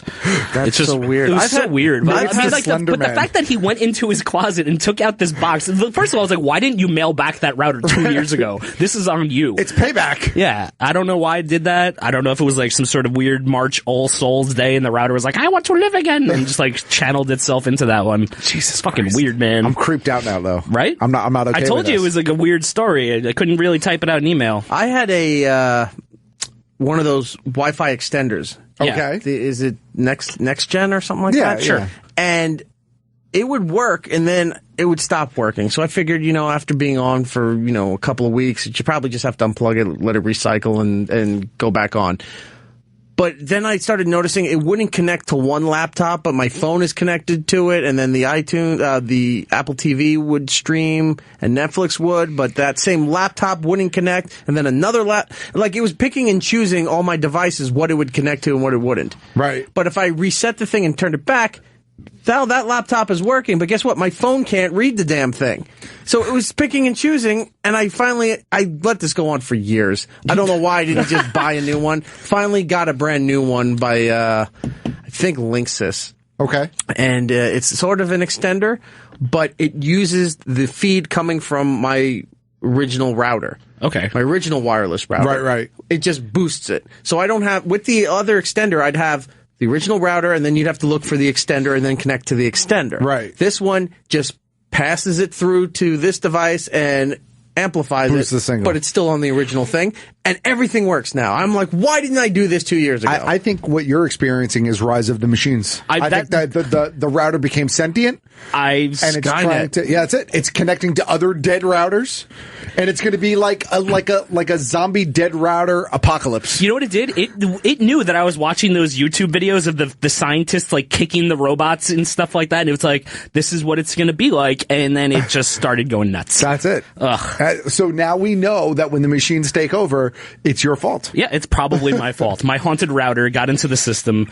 I feel like there's a horror movie in here somewhere. I was gonna say. But the only horror is that I didn't have internet for 2 hours. That was the horror. That is a modern horror. I had no internet for 2 hours. I was like, how am I going to survive? What are you going to do? 2 hours? I mean, there's nothing you can do in 2 hours. Oh my God, there's nothing you can do. My phone battery sucks. I was like, I might have to read a book. Oh my God! Go for a walk. Well, you just gave out a movie. We're across the country, and it's drive time in Los Angeles. So you just gave out the idea for a haunted router horror movie. I'm sure somebody heard it and bopped. Now it's there. Yeah, it's gonna be called The Route of All Evil, like the Router of All Evil or some shit. Now you just gave him the title. Yeah, this is copywritten. Trademark and copyright. Yeah, Brian Gittleman. Yeah. So man, that's insane. I don't know why. Maybe that needs to be your passion project. What, haunted electronics? Yes. No, the router movie. Oh, the router movie? Ugh, I don't know. We can't connect. What are we gonna do? This is kind of like Lawnmower Man. Like, that's what I'm picturing. Yes. It's just a guy sitting there turning little, 3-dimensional knobs trying to find the way out. I am God here. It's like, why do you keep watching these episodes? Like, there's no new honest trailers. Stop looking for it, Brian. Stop. Like, you never know. Stop, Brian. Yeah, I don't know. Weird. Unfortunately, we lost Dr. Steve. He was going to talk to us about his review because he had some concerns about Batman. Was he versus there and then Superman. he disappeared? Maybe the router got him. Oh, see, the router got him. He said he had to go. We lost the window with him, so I do apologize to Dr. Steve. Boo earns. Before we go into that, let's go to Perry in Atlanta. Perry. Hey there. Hey. Hey, I think I know what's going on. When the router that was in the box broke, did they send you a new router? I don't know. I wasn't living in this apartment at the time, so all I know is that it was in his closet for 2 years, and I've lived here for a year, and we've never had any problems. Right, because the router they may have sent you as a replacement, a lot of times they'll just reprogram the same code from the old broken router, so when you receive it and swap it out, plug it in, then you don't have to change your wireless network configuration. So that way, you were probably connecting to your existing router. You definitely were not connecting to the unplugged router. Oh, yeah, no, I know I was connected to the existing router, but I just didn't know why the existing router took all the credentials of the other router. Yeah, because they probably reprogrammed it when they sent it to you, so you wouldn't have to reprogram, your wireless network there at the house. Oh, okay. But I was just confused why it would just randomly do it one day. Because we didn't just get like a new router and put it in. It just happened. Yeah. Okay, well listen, have a great weekend, and that's probably what happened. No offense to the caller. Thank you for calling in. I like the haunted router story much better. It's much more intriguing. Yeah, stop ruining our fun, Perry. Perry, you seem to know your stuff, so I'm going to give you a copy of Steve Jobs on Blu-ray and digital, all right? I'm making. All right, great. I'll put you on hold. I'm making some notes here. I have Whale on the Moon and Haunted Router. Things we have to work on in the future. By the way, we have made progress. On Whale on the Moon? No, not Whale on the Moon. If only. Oh wait, nobody won. Nobody won Powerball. See, there you go. Whale on the Moon. When? Still an option. It's drawings this Saturday. I'm gonna have to go buy tickets. Just an orca with 2 rockets strapped to its back. You could pay off your house. You could pay all the kids in your family college fund. Nope. Whale on the Moon. Whale on the Moon. That's it. That's my Howard Hughes moment. That's it. I want to take a selfie with it, and then I want to launch it to the moon. Now, here's the question. Would that whale just be preserved on the moon? There's like no air or water or like bacteria for it to rot. Yes, but you get radiation. So it would be a nice cooked whale. No, I'd like to think that it would suffer a similar fate to Arnold Schwarzenegger's character on the surface of Mars in Total Recall. When he large marged out on the surface of Mars and his eyes bulged out of his skull in terrible claymation. It was not claymation. It was a Robotine effect. Oh, is that what it was? Yeah, if you watch it with the commentary. It wasn't the old Clash of the Titans claymation No, stuff? but Paul Verhoeven's on the commentary, and no joke, when they cut back and forth between the scene, he'll be like, that is real Arnold. That is a puppet. That is real Arnold. That is a puppet. That is a puppet. And he just says puppet so funny that it's hilarious. We used the puppet because Arnold went to the bathroom. Yeah, he's like, this was a puppet. Oh, Jesus. So good. All right. Wait. This went off the rails fast. Somebody else wants to talk about the routers. Andrew in Los Angeles. Andrew. Hey, guys. What's going on? What's going on, man? What up? Hey, yeah, I'm having the same problem with my router. Like, got the phone app thing that you're supposed to be able to tell what's connected. I'll be on my phone looking at it, and it'll say I'm not even connected to it. And then I try to play Call of Duty online, and it just, like, says internet connection with the servers, and I swear the router just does its own thing. Dude, they got minds of their own. Yeah, it does. And I think it's the apartment, because everywhere else I've never really had this problem before. This is my first time experiencing this. And the apartment's kind of old, and I just think that's what the problem is. Have you gotten the paint tested for lead? No, but there's probably like 80 layers of paint on the walls, because every time somebody moves out, they just come in and paint right over top of what's there. Oh, man, I don't know. Spots. It sounds like you have a haunted apartment, too. Yeah. I want to go I've to there. I've gotten some chills before, like, you know, I'm not big on paranormal stuff, but there's a couple times where I go downstairs and I just get chills, like trying to go to the kitchen. It's weird. Like chills, like, oh, I got a 56K connection.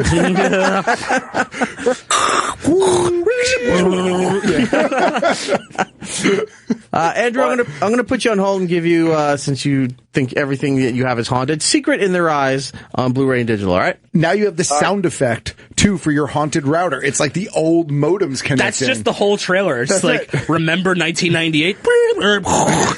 the router of all evil. I like it. I like Coming the title. this September. All right. All right. Well, Where if are we we don't now? see you next week, now we know. Now we know why. Just look for me in the router. Like, it'll be, I'm seriously going to be the man in the machine, just like banging on the TV from the inside. Let me out. Oh my God. Yeah, exactly. I can see my voice. La, la, la. All right. Batman vs. Superman. Yes. Yeah. Let's revisit this, because last week, Giddles had saw the movie right before we started the show. Correct. And it was a less than glowing review from one Brian Gittleman to pair up with the critics, who at that time, I think the movie was 39%. Yep. I'm going to check it real quick while we talk about this, but Giddles saw the movie, didn't really like it, and seems a lot of people did agree with you that saw it early. I went and saw it Saturday, and I don't feel quite the same as you did by seeing this movie. Okay. Now, I don't know how this is going to affect Matt, because you have not seen it. So it's not going to affect me at all. And I've actually gotten some flack for not seeing it. And, you know, this is my position. And like it or don't, I don't care. Hey, man, I did that with Avatar. I'm holding strong. Yeah, no, I will see this eventually.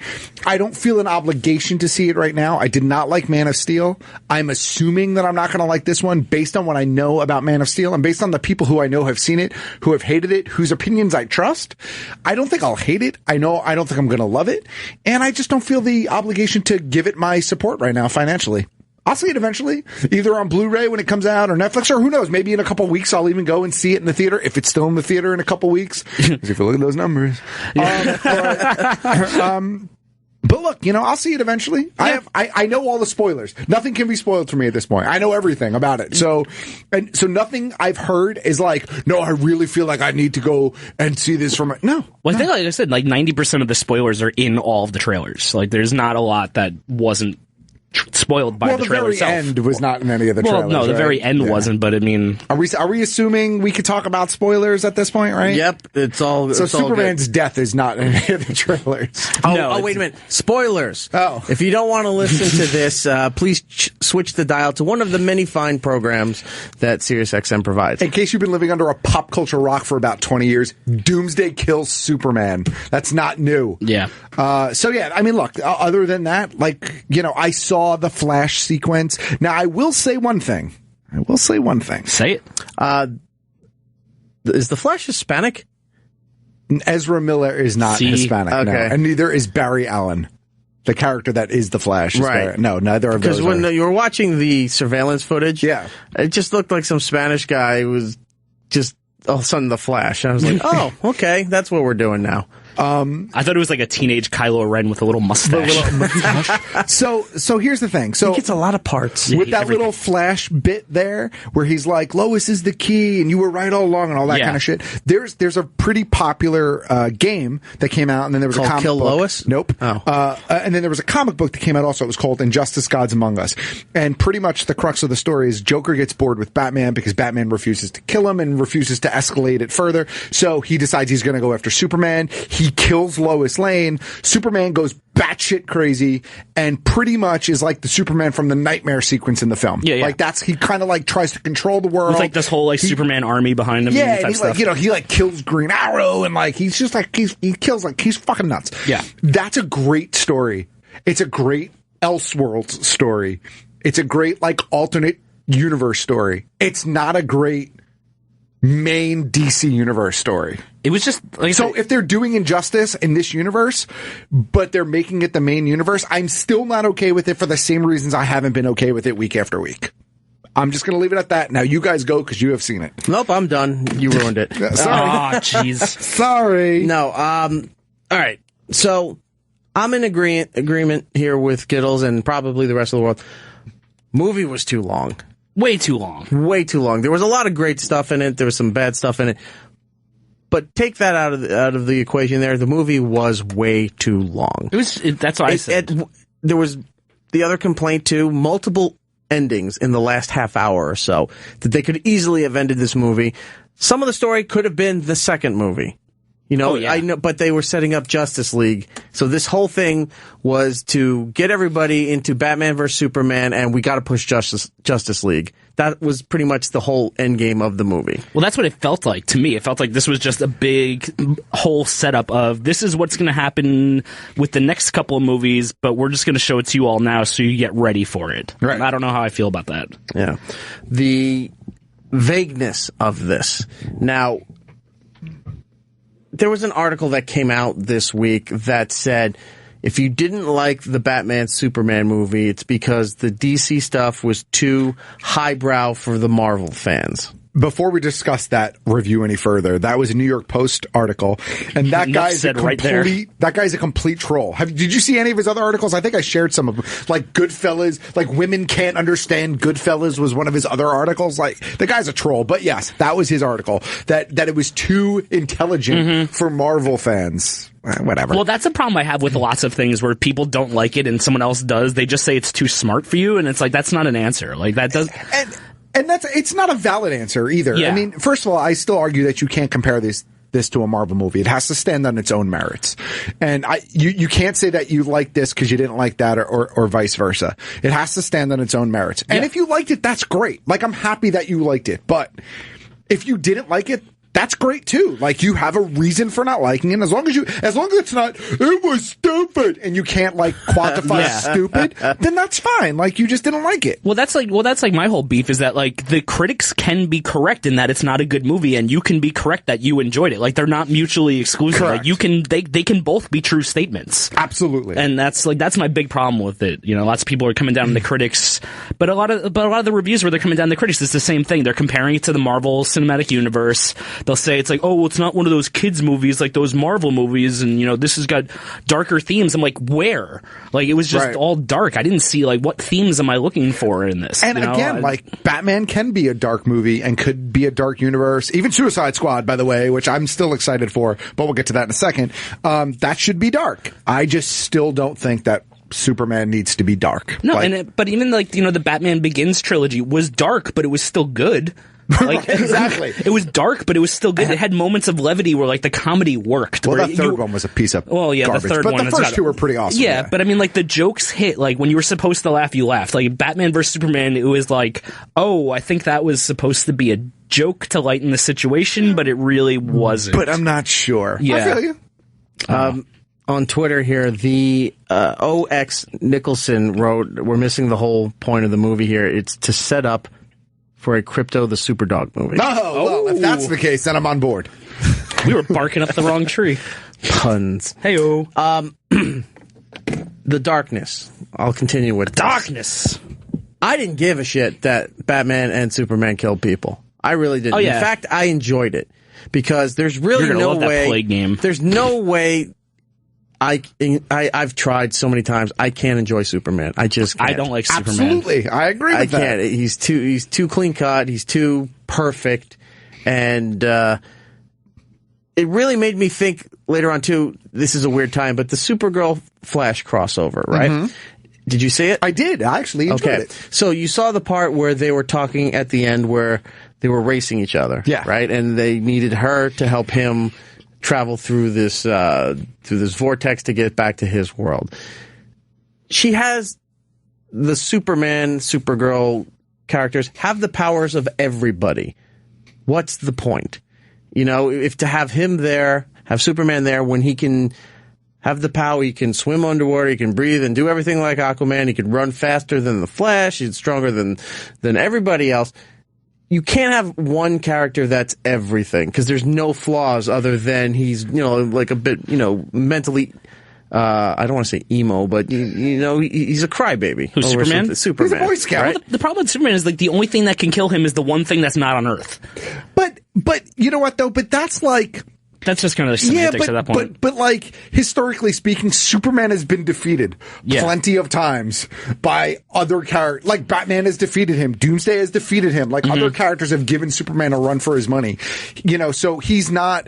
But the point is, he's supposed to be above all of that. He's a Boy Scout. He's supposed to be a Boy Scout. And Batman's not supposed to kill people. Not an old Batman. And if you're going to tell me... I liked when he killed people. He's not supposed to kill people. Who cares? Who cares? If you're going to change things, change it in the right direction. If everyone has to be a fucking Boy Scout on everything he's not a Boy Scout. He's definitely not a Boy Scout. He just doesn't kill. No, I'm lumping Superman back into this where he has to do everything right and save everybody in the nick of time and everything. That's why one of the things I liked about Man of Steel is that all these explosions were happening, people were dying and things were blowing up and people getting crushed. And he was focusing on fighting Zod and not helping everybody. I liked the fact that he wasn't everywhere at every single moment. In Batman vs. Superman, they were giving him a lot of shit because he went over to, West Africa? Yeah. To save Lois Lane from that thing, and other shit was going on when he could have been there. He didn't find the bomb that was in the Senate. And he's like, oh, I missed it. Like, that was just like, oh, I didn't know my keys were over there, and I left the house. How could you not find the bomb? You should have been able to hear it. That's kind of like one of your things. Yeah. I don't know. I had beefs with that whole scene because even when that bomb went off, Superman looked down like, oh fuck, I should have stopped the bomb. Yeah, it was just really. Look, that was kind of funny because he's like, oh, I missed it. Oh well. Yeah, it was kind of like everyone's like, how does Superman miss this? And in the movie, how could he miss this? He's playing God. Did Superman have something to do with why it was planted? You know, the typical tabloid stuff. And I'm like, he's just not giving a shit anymore, and I kind of like that. But what about his X-ray vision? Like, he didn't use his X-ray vision to, like, scan the room, like, to find the bomb in the wheelchair? No. But I like the fact that he was killing people. Batman in the dream sequence with the gun shooting people, I thought that was really cool. I know people got all pissed off about that. I don't care. You got to punch it up a little bit more. I didn't have a problem with that as much as I had a problem with I didn't know that they were going into a dream sequence because it just kind of goes into it, and it was very jarring in the movie. Like, there was no good transition. Like, that's the first thing when they were out of it, but you didn't know going into it. Like not the mosque. Where his parents are buried. What is that called? Mausoleum. When he's in the mausoleum and he's looking at the liquid and stuff like that, you're like, what's the tie? What's the tie? And then all of a sudden something happens. Oh, he's in a dream. They don't really let you know that they're going into a dream. You're thinking it's seriously part of the story. So, the movie isn't perfect, but I'll say this. What did you really like about it? The action sequences were great. I did enjoy them. The fighting between Batman and Superman, I liked it. The fighting with Doomsday, Wonder Woman. I have no interest in Wonder Woman. I thought Wonder Woman was actually really good in this movie. What about that guitar riff when she comes out? It's like a Ford F-150 commercial. Right. She comes out, it's like... Did you hear what's his name is retiring from superhero films after this one? Yeah, after that guitar riff. Yeah. But I don't know. Hans Zimmer. Hans Zimmer is retiring after superhero films after this movie. Yep. Well, that's sad. I mean, I heard the score for this movie is not that great either, but he's certainly had a good run. I mean, he did all the Nolan movies. Well, Wonder Woman did a good job in the and her solo movie is filming right now, and it looks like it could be pretty cool. She wasn't bitchy. I'm not saying this because I'm being stereotypical about what people think about females, but they didn't portray her as a stereotypical kind of female. She wasn't bitchy. She wasn't a loudmouth, know-it-all, I'll keep the boys in line kind of thing. She was the actress who plays her is very pretty. Yeah. The costume was well done. It wasn't standoutish and over the top for being Wonder Woman. We still didn't see the invisible plane like we talked about last time. No, we saw it. It was everywhere. It was in every shot. You just couldn't see it. No, I just want to see, her in the sitting position just rolling around like, what is going on? But she came in, and every time she got beat, she got thrown back there. And then even from the distance, you see her get up and run back in the streak. I'm like, she just kept going and going and going. The fight sequences I thought were great. The nuclear explosion with with Superman and Doomsday in space. Yeah. I didn't quite get that either. Dude, but he's dead, but the sun brought him back, so he's back. But then he died again, like the comic book, and... But even at the end of the movie, he's not dead. But when he got nuked, did you notice how he kind of turned into Bizarro Superman for 2 minutes before he fell back down to Earth? I thought that was kind of interesting. But also, maybe it's foreshadowing. Well, maybe. Well, Bizarro is an entirely different character, so I mean, unless they're creating another character out of Henry Cavill. No, but the way his body degraded when the nuke hit him, it started to look very Bizarro. But even that whole scene though, I had a problem with that because Superman is flying Doomsday up into space. They cut to the government, and the government literally doesn't do anything. They're like, oh, we just turn these keys and it fires the nuke, which is just going to hit them. And it hits them dead on. And it's just like, you didn't program that. You didn't try and aim it. You just turned a key that was the missile to Doomsday key. That was just so stupid. I don't know. Again, that was another part where the movie could have ended and didn't. The final death scene I thought was fine. Right. Was actually kind of happy. In the theater, I took notes. I forgot about that. There was a lot of pro-female people in this audience here. I don't want to say feminist because I don't know if they were feminists, but they cheered the Ghostbusters trailer ahead of it. And I said, I already hate this audience. Oh, see, my crowd booed it, and I loved my crowd. I was like, yeah. No. Where is it here? But Daddy, why is Batman shooting people? But even so, yeah, people, here it is. People are actually laughing and clapping for the Ghostbusters trailer. But I want you to take notes at every movie. I took all these notes. I applauded Marvel and Netflix for advertising 3 trailers right before the start of the movie. Daredevil on Netflix, Captain America, and there was something else. But it started off with Suicide Squad, which, by the way, looked pretty good. I'm excited for Suicide Squad, although I'm concerned, but we'll get to that whenever you're ready to. Another day. Okay. We got time. Also, I didn't like the whole Bat Jeep commercial. Because you saw it before the movie, and then when you saw the movie, and then you're like, oh, that's the sequence from the commercial. Oh, it's a Bat Jeep commercial, where you can get the Jeep what was it, Jeep Wrangler or something like that? Wrangler. But the Dawn of Justice customization for the Jeep, which is ridiculously expensive, just because it's how it was featured in the movie. Well, yeah. Much like the box office numbers for this movie are slowly going down. But even so, like Wonder Woman was great in the movie, but what was she was on the Turkish Airlines, though. Yeah, I knew they would work it in. She was on the Turkish Airlines, but what was her point? Like, why was she in Gotham other than to steal a digital copy of Lex Luthor's picture of her that was the evidence? Like, it shows how old Wonder Woman is. Like, she thinks she can just download a picture and be like, delete it. Now it's gone. Now no one will know who I am. It's like, that's just a copy. Right. It's either that or it's a fish out of water. She doesn't quite understand the technology, which is, I'm guessing, what we're going to get out of the Wonder Woman movie. You know, she's Amazonian. She's not from here. No, but she checks her email and shit. Yeah. Batman's emailing her. Like, he's like talking to her on G-Chat during the movie. I was trying to help. Oh, no. Like, I just don't understand why she was there. They didn't explain why her lasso has the powers to contain Doomsday. It didn't make Doomsday tell the truth. Yeah. Did you notice how until Doomsday got charged up, they pretty much were making him King Kong? Mm-hmm. Because he comes to life, he starts, his hands are hanging down ape-like, and he's swinging around, goes up a building, and he's on the top of a building like King Kong, and then they're shooting with planes and everything. I'm like, they just worked too much stuff into that. Wonder Woman, like I said, was good. Oh, the Martha stuff. The bridge between Batman and Superman. Now, you said Martha, and then why did you say I saw Martha? the movie, everybody was tweeting Martha. Like, oh, Martha, Martha. And I love the people that said they purposely switched his mother's name so that they could have a tie-in. But you go back into the history of Batman, and his mom was Martha Wayne. Yeah, it was Martha. Superman's adopted mom was always Martha. Yeah, they never switched it. They didn't switch anything, yeah. So they're fighting, they're beating the shit out of each other, and then they're going to kill, Superman says they're going to kill Martha, and Batman freaks out. Why did you say that name? Why did you say that? And then they realize their moms are Martha. Now let's put aside our differences and save the world. But how did they realize it was their moms were the same? Because Lois Lane, who had no recollection of that entire conversation, comes in as Batman's about to smash Superman's head and goes, Martha's his mom's name. How do you know? You just walked into this conversation, bitch. Yeah. Like, you just she walked ruins in. a lot of stuff. She was a horrible... I'll even go as far to say Amy Adams ruins a lot of movies. Dude, she was terrible. I was really hoping that when she was falling off the building, Superman would be like, oh, shit, I forgot to save her.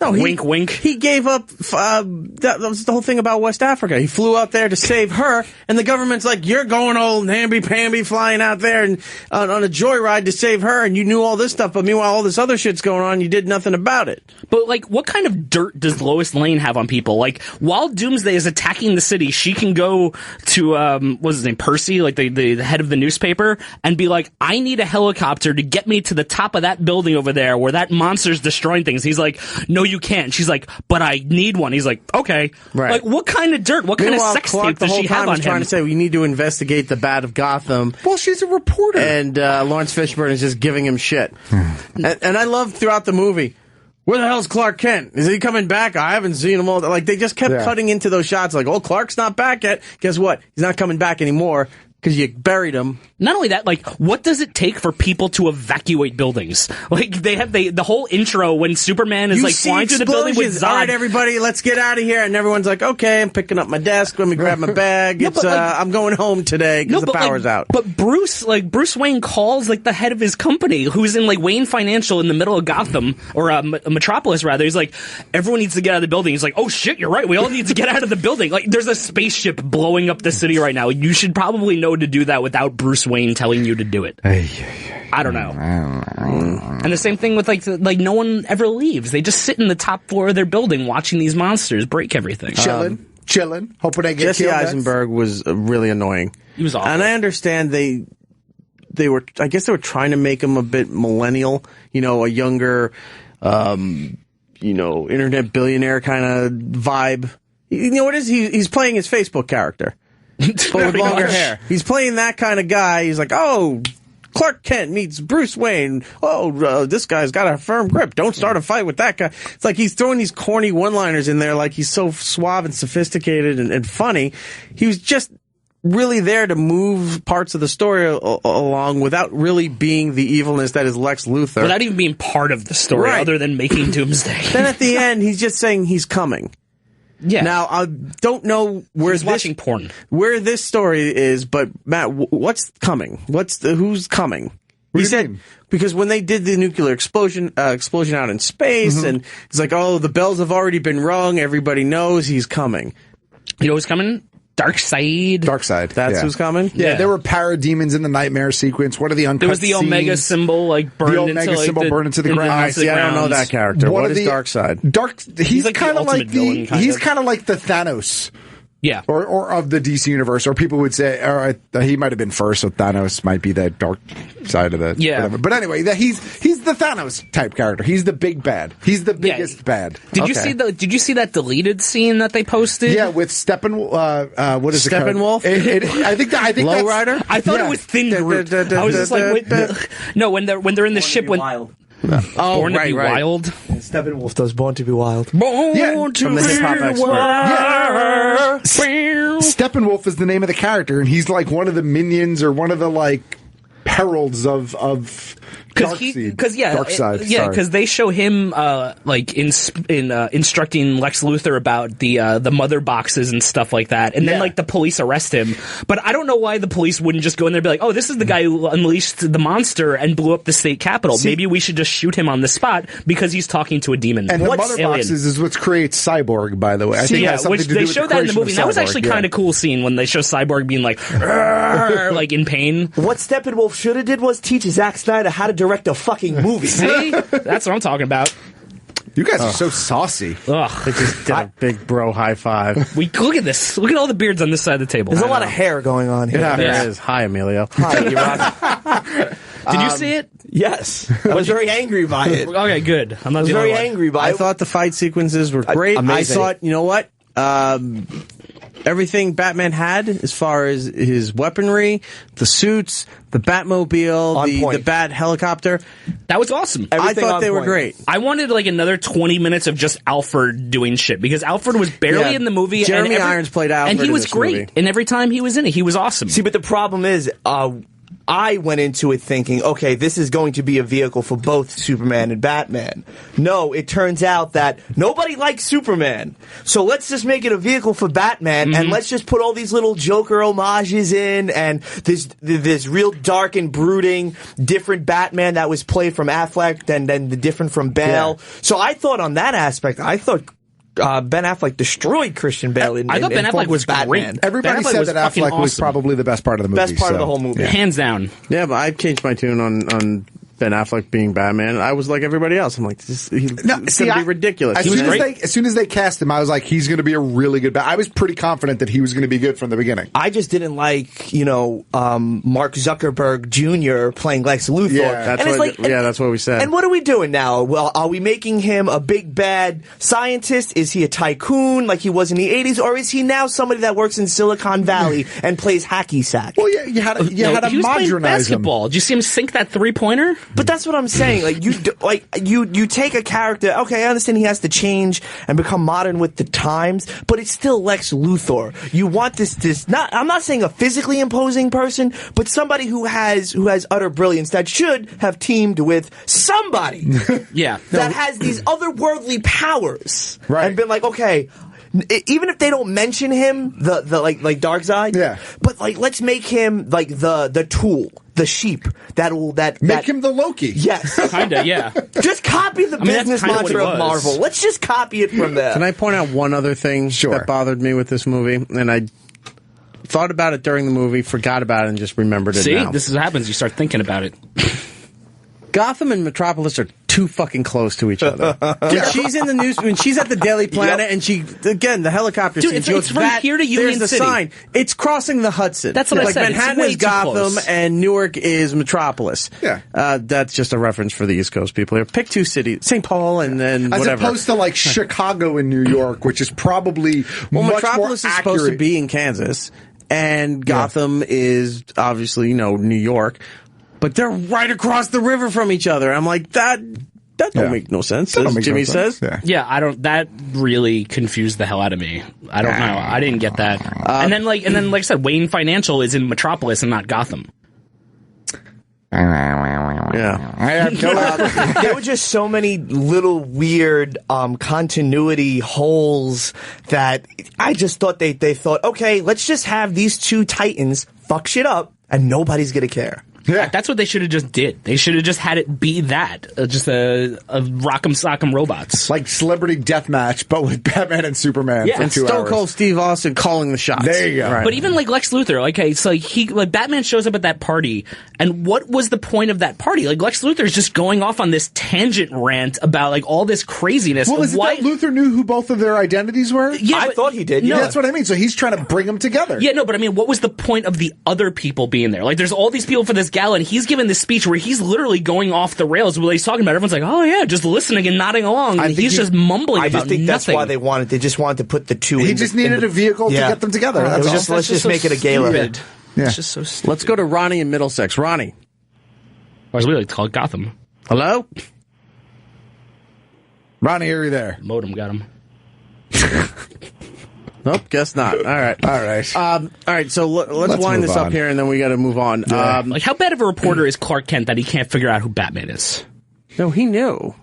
Like, he was dumbing it down to sell it to Lawrence Fishburne. know. He knew. He has X-ray vision, for Christ's sake. Yeah, but he didn't use it. He knew. Moral because at one point they I don't think he at knew one point at the they beginning. said, yeah, I think he knew. No, come on. I don't know. Because he said it when... Was it when the first time when he goes, "I give you mercy" or something like that? When he crashes the Batmobile and pulls him out of it. Yeah, doesn't he say Bruce or something like that? But he says the name. That's something else in the movie too. People didn't know who people were, and then got into a scene with them, and then all of a sudden blurt the names, but you never saw how they learned what it was. I don't think Clark knew that Bruce was Batman at the beginning of the film. Yeah, I don't think he knew at the beginning of the film either. You know, I think I tagged both of you, Erock and Matt. I think I tagged you guys in the Batman, or was it the Superman the Animated Series, when they had that little battle? Yeah. And to me, that should have been how the movie And it should have just been done. Just wrap it up and call it a day. That was it. All right. Two quick things then. Sure. One, the painting. Lex Luthor's father's painting. And he said it should be upside down. So the painting is angels coming down from heaven to fight demons that are coming up from hell on Earth, right? Mm-hmm. So he's saying it should be the other way around. They kept focusing on that painting towards the end of the movie when the FBI's in his house and they're taking photos. They take a photo of that painting. Is that painting representing Darkseid, or is that something else? No, I think that was just like representing what he wants to do to the world. Because if you notice when the FBI goes back there the second time and they take the picture of it, he flipped the painting upside down. So now the bad guys were on top fighting the angels. So he switched it around. So I think that was like his ultimate goal. Like he was going to be an anarchist. Yeah, he is going to be the person to just like bring the chaos. It was just something he wants to see. Which is like why the bell was rung and all that stuff. Would it have been amazingly cool if we could have had a Darkseid like reference to that? Yeah, that would have been great. But no. Okay. I think it was just... Final thing, the coffin scene with the dirt rising up. Superman, he's alive. Superman's not dead. Why is it rising up? Because he has that out of the aura. caution. Yeah. He has that like aura around. It's like how his cape is always fluttering when he's not moving. It's just he's got powers. Yeah, I think he's just getting out of the car. I don't think he's going to be dead in the beginning of the next movie. He's going to be alive. Or he's going to start with him busting out. Yeah. But imagine there's just a guy with a kryptonite like bullet in a gun, and as soon as he busts up, so this is my question: if like Kryptonians can regenerate like that and they don't really die, how does Zod dead? It's not that they it's well, because Superman broke his neck. You can't regenerate from that. I think. But Superman also got hit by a nuke, and then he got like a huge thing ripped a hole through his chest when he was killed by Doomsday. So magic. That's the best way to describe it. Magic. You could say the same thing. I mean, Deadpool has his neck broken numerous times. Yeah. Magic. Isn't magic one of Superman's foils? That kryptonite and magic fucks him up for some reason? He really hates card tricks. Yeah. And the rabbit out of the hat hates David Blaine. He cannot stand David Blaine.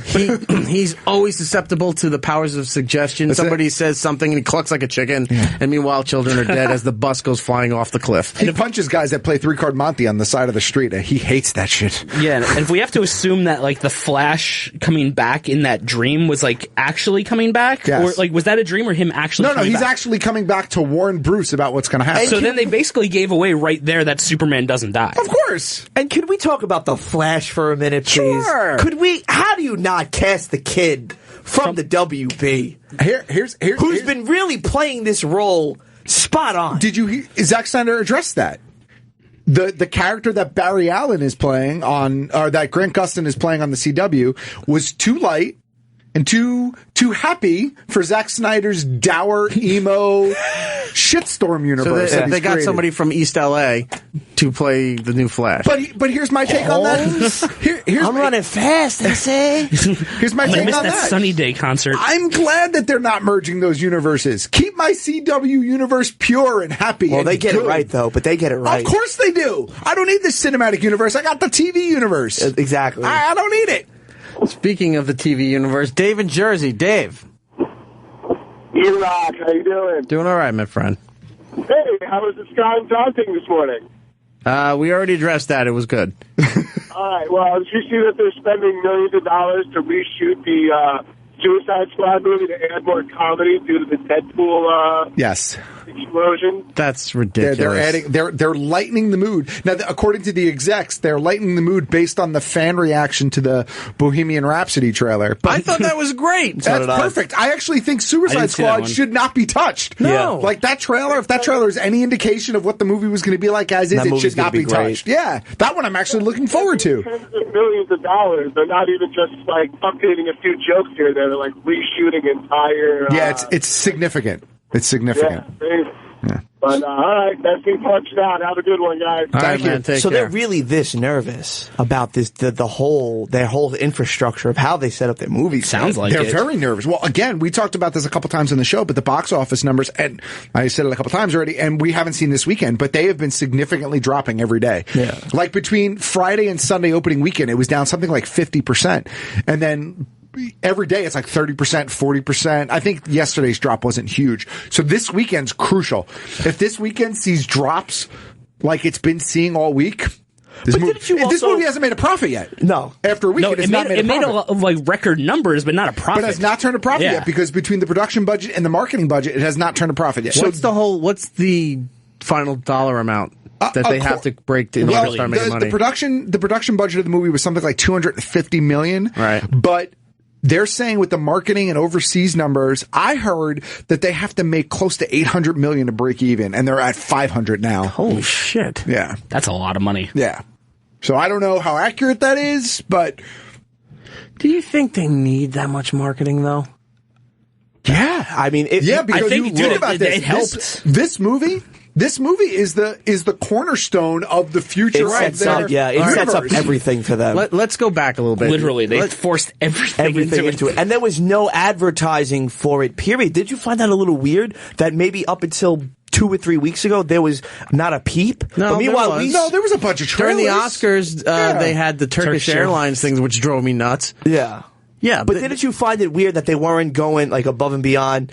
And I didn't like the. Are you talking like the fast food tie-ins and things like that? I think because domestically they weren't concerned. I think all of their money probably went to international markets. Marketing wise, I bet they spent a ton of money. That's where they gross more. In China. Well, China it broke like all records. Like it went insane in China. And one of the big things. One of the big things you have to. One of the big things you have to look at when you're looking at the box office numbers is it broke all those records opening weekend, but it also opened in more theaters opening weekend than a traditional movie does. It opened almost around the globe in its opening weekend, which doesn't happen. China normally comes 4, 5, 6 weeks later. Sometimes there's no big push internationally now for this movie. Yeah, they just kind of like no other market. Yeah. It has to just carry itself forward, and now it's not doing that. Let me ask you: Did Deadpool outgross them domestically? Deadpool is outgrossing. Deadpool is making. Deadpool's almost made $1 billion. It's like an $800 and something million. So it's making it right almost now. Avengers type money. And its budget was like a nickel. Yeah. Like, I mean, seriously, there was like no budget at all to Deadpool. I mean, the amount of money they made on that movie is stupid. Fox hit a fucking payload with Deadpool. You know what it seems like? It seems like the DC like universe is very like the companies behind it just seem like really just nervous about all their products, and like when they have like a 7-2 offsuit, they're bluffing like they have a full house. You know what I mean? But when they have a full house, they're like, oh, I don't know if this is good enough. This is where I'm going to defend DC.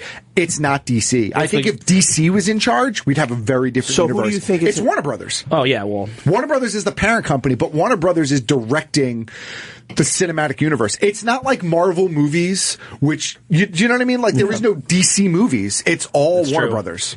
All right. So anyway, it is what it is. We'll see what happens this weekend. It'll be interesting. Yeah, going into week 2, I did not think Superman vs. Batman was that bad. I did enjoy the action sequences. I actually, you know what I enjoyed too? When he's standing on top of the crane, looking down. Oh yeah. When they're trying to find the white Portuguese, and he's just standing there. Why are they white Portuguese? Because that's what it was. And I thought it was good. The story outside of the action stuff just was all over the place. It fell apart. Yeah, it was just wow. It was. I see it for yourself. It's still an entertaining movie. I would suggest go seeing it and make your own decision on it. Don't let the critics deter you. Don't let us deter you. I doubt we have that kind of pull, but. Go see it. I found it very entertaining. I know you thought it was a bag of shit and it's still decaying in front of you. But, you know. I keep telling people to see it though, so, because I don't knock things unless I actually see it. And if I see it and I don't like it, I'm gonna knock it. So I tell people to see it so that way I have someone else to talk to about it in the hopes that someone will like it and I can actually talk to someone who likes it. Hasn't happened yet. Hasn't happened yet? Well, don't hold your breath. We do have to take a break because we have to talk to Louisa Krause and Eliza Dushku about their movie Jane Wants a Boyfriend. So we're going to do that in a few minutes. Plus, we have some WWE giveaways to give away. We have we're going to do this as a combo thing. We have signed photos from Sasha Banks, and we have the Undertaker artwork from Chris Ramo. Nice. So we're going to give those away. That's awesome. If you want to call 866-969-1969, we'll give those away. I think we have 4 pairs of everything here. And I think you'll enjoy that. Going into WrestleMania weekend, I can see Emilio is just stoked for it. We'll get into that at the end of the show here. Let's take a break. We'll be right back. Welcome back to the program. Ladies and gentlemen, I'd like to welcome to the studio right now Eliza Dushku and Louisa Krause. Yes. Making sure I got that right. Ladies, hello. How are you? Great, thanks. You will not remember Eliza, but I've run into you many times at many a Comic-Con. Oh, damn. Yeah, I'm doing sorry. your I appearance. should remember. There's no way. You see thousands of people. Doesn't matter. I should remember, and I apologize. No, there's no way. Absolutely. I'm giving you the out. Please take it. Yeah, I've seen you for years at the Comic-Cons, and I was always amazed that you went and you always enjoyed doing them. I do. Like you interact with the people all the time because sometimes there's that weird lull depending on which con it is and where everything's set up. Sometimes they have the autograph sessions near the artist alley, so it's like a weird mix cross of people. And then, so it seems like there's a lull, like nobody's on the side where all these celebrities are to get stuff. And then when all the artist people move out of the way, all the other people who are waiting on the line in the back come pushing through, and then it's a huge mob scene. Yeah. But you take the time to interact with all your fans, no matter what project it is, from Buffy all the way up to your current stuff. They're the bomb. I mean, the fans are so bomb. They're so special to me, and I'm so grateful, and I just think... And I think more and more actors are coming to realize that. I see more and more, actors from films and some of these cult TV shows coming, and it really is an amazing experience. And you have fans going in, and then you have super loyal, diehard fans coming out, and they get that chance to. And you were going to these before, not I want to say not before they were cool, but before they were mainstream acceptable. I think because Buffy and the Whedonverse had that. I mean, we were doing posting board things at Joss's house back when I first joined Buffy when I was 17, and that was unheard of. So there were already these chat rooms and these, this entire community, and then they would have parties in LA, and the posting board community members would come from around the world and come to the party. So that was really early on, and I was exposed to it. Yeah, I just thought it was great that you adapted to it so early, especially, in Joss's universe there, like you said. It's like when all these movie stars now realize, oh, it's cool to be back on television again. Instead of just being the movie star, TV is sort of the new place for movie stars to go, and you were there before everybody. Now you're just looking at everybody else like, I've already been here. And Welcome talk to the about party. loyalty. I mean, they are the kind of fans that then, even with our movie Jane Wants a Boyfriend, we did a crowdfunding, and they, I think a number of Buffy fans chipped in and supported the film and us finishing the film, and which is just incredible. So they don't just kind of stick with you for that genre. Like they follow you, and I love that. And so many of them are excited about Jane, and that makes me really happy because it's a really special movie to me. And a lot of them know me as just the badass in leather pants. And in this movie, it's a really raw, it's not like the movie's funny and sparkly, but it's also raw and emotional. And it's one of the first times I've really been that way in a performance, and I'm really excited about it, and I get to do it with this amazing actress here. What you just said, I think that's how people know this movie's good and you're playing a good character, because you're not wearing the leather pants. Yes. Like in Buffy and Jane Silent Bob and True Calling. I think at Dollhouse at one point, always the leather pants, very signature. This is a part of me. I still wear my leather pants. I was wearing them 3 days ago, but there are other parts of me I've come to. As long as you weren't wearing them for 3 days, then you're okay. I've done that too. It's okay, then they tend to swell, and then it's hard to take off, right? In the cold, they're like second skin. We're not going to get into a whole other pants discussion. But Louisa, what is your thoughts on leather pants? I love leather pants. Have you done any of the con stuff? Did you go visit? No, I've never nothing? done any Comic-Con stuff. You should, because they're everywhere now. Every city has their own con, but like the major ones are San Diego and New York City. So if you're ever in town for one of those, you should pop in and see what all the fuss is about. Yeah, I need to go. Or be in one. Maybe someday I can play a badass and end up in one. Or like a vampire or something. Yeah. She knows people who can do vampires. So let's talk about the movie here, Jane Wants a Boyfriend. A little bit of a setup. The movie is out. It starts off with your sisters, and your parents are moving out of the Queens, right? Is where their house is? Yes. It's in Queens. Moving to New Jersey, which your character is not too thrilled about. You had some choice words for the state of New Jersey. Good. And your sister, who has Asperger's, wants to... Well, your parents are saying, I think she should come live with you. She wants to come live with you. And then you have to now go through sort of this whole...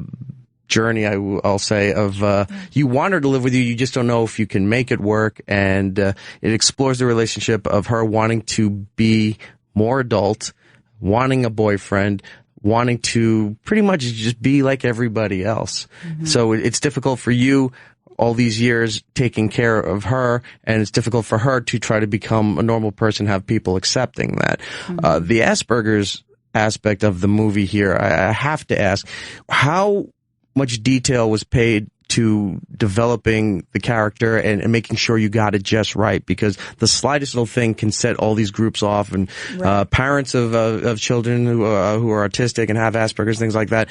I mean, God knows nowadays in Hollywood, like Emma Stone was in Aloha, and they said, "Oh, she's a quarter Asian," like she has no Asian in her, and all these Asian groups got all upset and everything. So you really have to get the details right as far as any kind of character with those specifics there. What kind of research and what did you look into to doing this part? Right. Well, I watched a few films and some documentaries, and I spoke with the woman who inspired the story. Her sister's on the spectrum. So I talked to her about specifics, and then I was given sort of a stamp of approval by this young man who is also on the spectrum, who's he's with Autism Speaks, and I guess he saw my audition tape, and he was on set for a day, and he gave me his sort of blessing. And there was someone really close to me who's on the spectrum, so I had all these resources, and and with the script that Jarrett Kerr wrote, I was inspired by the character, and the main thing was I really wanted to be an honest soul, portray an honest soul, and then once we were at the Napa Valley Film Festival, and it's amazing people who have family members who are on this. I mean, they're so. I at least experienced people that were very grateful, and some parents coming up to me saying that I reminded them of their daughter, and so it was a very gratifying experience. And Eliza was so supportive, and Will is a fabulous director, and so it was a combination of everything, and then the editing room they were able to shape. So I gave a lot of options, and they were able to, shape the performance with that. What an amazing feeling to have when you finish the movie and have the screening start, and to get that kind of reaction where it commends your acting skills to nail the part. Because I think I would be terrified, like, oh my God, am I not doing it justice? Would it come off as somebody thinking that, oh, I'm making fun of the, is it, I don't want to say disease, but is it like syndrome or something like that? Yeah, disorder. neurodevelopmental. Oh, that one thing, you laid it on a little too thick. You're actually mocking them. Like, all those things would have been going through my head. Super brave role for her. Right, exactly. Yeah. I love Jane. I love the story. And there was like, there's this will in me, to just want, I really want to be truthful. And I think just having that willpower, I hopefully tap into something or, yeah. I mean, I feel grateful to have been able to play such a, amazing role, really. And be part of this an inspiring story, and I really admire everyone's individuality. Sort of, I'm a human admirer, so I really just want to get people out there in a real way. That's awesome. This is a difficult question to ask because it's hard to be humble with this, but to take on a role like that and to nail it and to get the approval of people who have those people in their family, that is like Oscar-worthy kind of stuff, award-worthy kind of stuff. We'll tone it down so Oscar's like really, a lot of pressure, but award-worthy kind of stuff there. Did any of that go through your head that after you saw that, not just the critics, but the people who have children in their lives that have Asperger's, and they're all saying you did it right, you did it justice. Does it go through your head like, wow, this could really be something for my career? I mean, no, not really. Getting awards, not really. I mean, I'm more touched by people being touched. I mean, great if that can get the film seen more. That kind of if a performance can get a movie seen more. But it was total teamwork, and Lauren Brady, our producer, Will, the director, Will Sullivan, Eliza, Gabe, Ebert, who's played my boyfriend, Amir Arison. I mean, it was a total team effort, and I'm always about like getting the movie, getting the story out. Okay. No, I was just, but yeah, if it can do something I know for it's my a really career, hard question to ask, but she answered it, I thought, beautifully. Thanks. She's I mean, humble and she's rad. Yeah, and I would love to have more opportunities and be in more stuff and getting other, because like I said, it's about portraying humanity, and I would love to just play all sorts of different people. So if it can help with that too, great. I'm down. There's a couple of scenes in the movie. One, I don't want to give too much away, but one, there's a party at her apartment where you pick up a margarita glass. Oh, yeah. And you pretend like you're everybody else with a drink, but you lean against the wall. You have your private space moment, but you're imitating everybody else at the party. There's another scene too where you pour, I think it was a glass of scotch scotch, and you're acting out a scene while you're holding it, and you're doing everything a normal person would until you drink it, and then she freaks out and comes back to reality there. That is a very interesting aspect that for people with Asperger's, that they can imitate what they see if they want to. Yeah. They can see and like, I can do exactly what that person does and nail it, but they can't apply it to their life to like, well, if I can just imitate that, I can be that and sort of become that and help them try to get over there. I just wanted to commend you on that because I thought both of those roles there, when you picked up the drink and just went off to your side, I'm like, all right, she's imitating everybody. Yeah. I've seen that in some people who have that, and I just thought you portrayed it very, very well. The movie is Jane Wants a Boyfriend. It is out today. Tell me a little bit about Jack in the movie what a here. Babe. Yeah. Jack is a babe. Jack is this. Well, I don't know. I mean, it's kind of hard to like not give anything away. But Jack appreciates my character's uniqueness, which is so thrilling, and he's such a fabulous actor. I mean, it's so fun to just play with him. So you know, good. My God. He does a great scene, and I got to figure out how not to give something away. There's a bar scene where he's having a discussion, and he comes to a realization about Jane when it's told to him.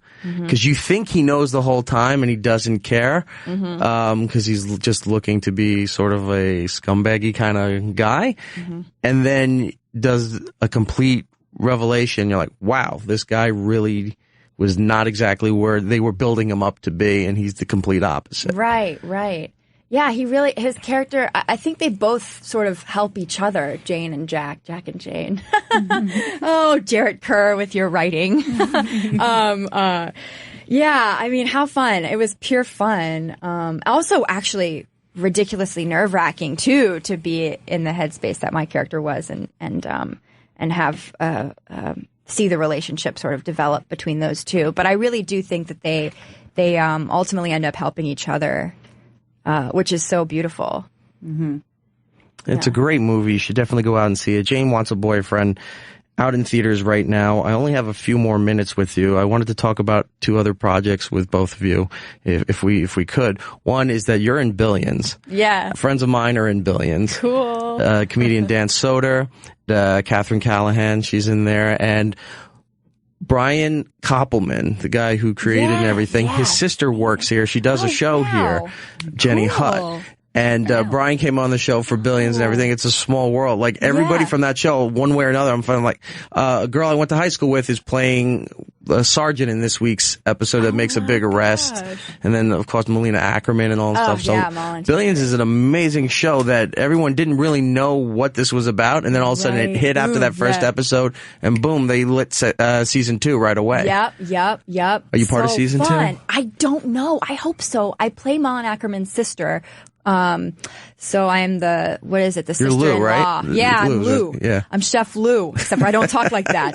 But I'm talking like it now. I don't know why. You're in New York. It's so all right. Funny. It's oh God, I got to ride in a helicopter, you guys. Oh my God. It was so cool. That is cool. My character comes in a little more toward the end of the season. So I'm hoping I come back. And Brody from Homeland is on the show, right? Oh right my on. God, love him. Yeah, so it's cool. He's dreaming. Yeah, it's wild. This dude's dynamic. I mean, he's got. Yeah, he's doing it. She's gripping something in the air. He's fun to watch. Do you get to play with him? No, okay. I don't. I play mostly with Malin and awesome. Damien a little bit. We'll see what happens. We'll see where I get to take my cooking skills next. We'll see. Chef Lou. Where I take my cooking skills, yeah. Well, hopefully Chef Lou shows up in season 2. I just wanted to say Billions is a great show, and you're good on it there, Thanks, so I wanted man. to pay you that compliment. Eliza, the whole Whedon universe that you were part of from Buffy, of course, people know you from Faith, and Faith continued on for Angel. You also did True Calling and Dollhouse. Now, True Calling, moderate success, a couple years, and then Dollhouse 2 seasons. Do you think True Calling and Dollhouse were a little before their time? Because the way Joss is doing everything now with the Marvel Universe, with the Avengers and Agents of S.H.I.E.L.D. and stuff like that, had he put these projects out now, I think they would have been a lot more successful than they were.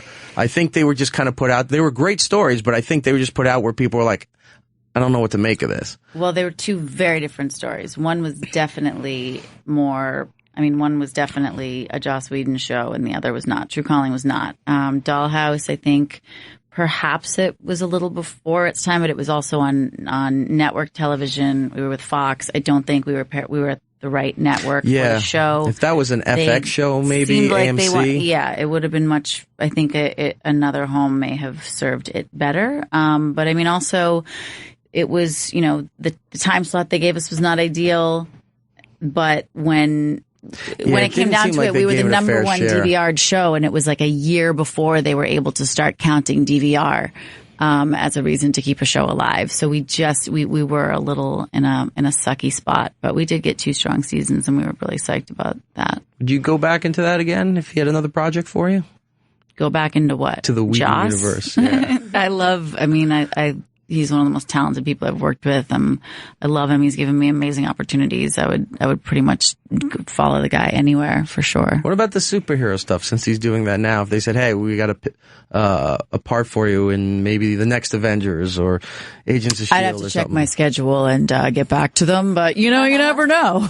I mean, of course. Superhero. As I said, if it fits into my college schedule, if you thought your con experience was crazy up to now, if you got into that universe as well, you're set. Yeah. Set for life with that.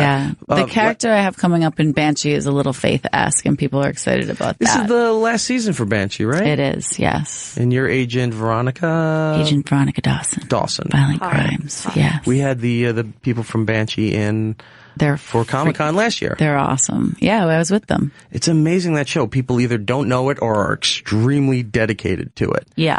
Yeah.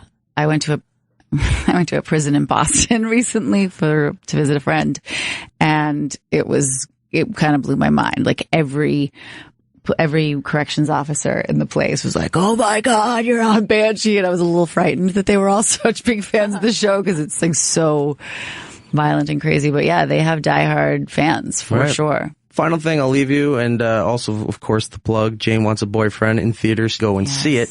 Yes. Merchandising. You were a part of a very successful franchise, and they have a lot of merchandise out for Buffy. Mm-hmm. Funko has the pops and the reaction figures and everything. There's no. I hate the torso of me. It creeps me out. There's no Faith. There are total Faith action figures and merchandising. In the new lines, I haven't seen them. Oh, well, that's why I was never a regular on the show, so I was but you were very at first flattered that I had action figures, but then when I would see my torso on someone's desk, it reminded me of that horrible... I liked the movie, but Boxing Helena, remember that? Yes. That movie where that surgeon is obsessed with the woman. Cut off the arms and the legs of the girl. He knocks her out and he cuts off her arms and legs and puts her as a centerpiece in his dining room table. Oh my God, I've had nightmares about that movie. And I feel like Boxing Helena when I see my torso on people's desks. Well, they've come such a long way as far as articulation and design for the figures. So, for the new Buffy stuff that's coming out, we got to get a Faith figure in there. Some of them I look like a beautiful transvestite, and I get excited about that. Some of them I look like... There are quite a few out there that I get to see at the cons, because people often bring them to have them signed and stuff like that. But I guess if I'm not in the new line, got to make sure that happens. Maybe I got to make a phone call. You do. Get out there. I mean, they have 4 versions of Spike. Who needs that? You need a Faith in that line there. Yeah. Let's get it going. The movie is Jane Wants a Boyfriend. Say hi to them on social media. Eliza Dushku on Twitter and Instagram.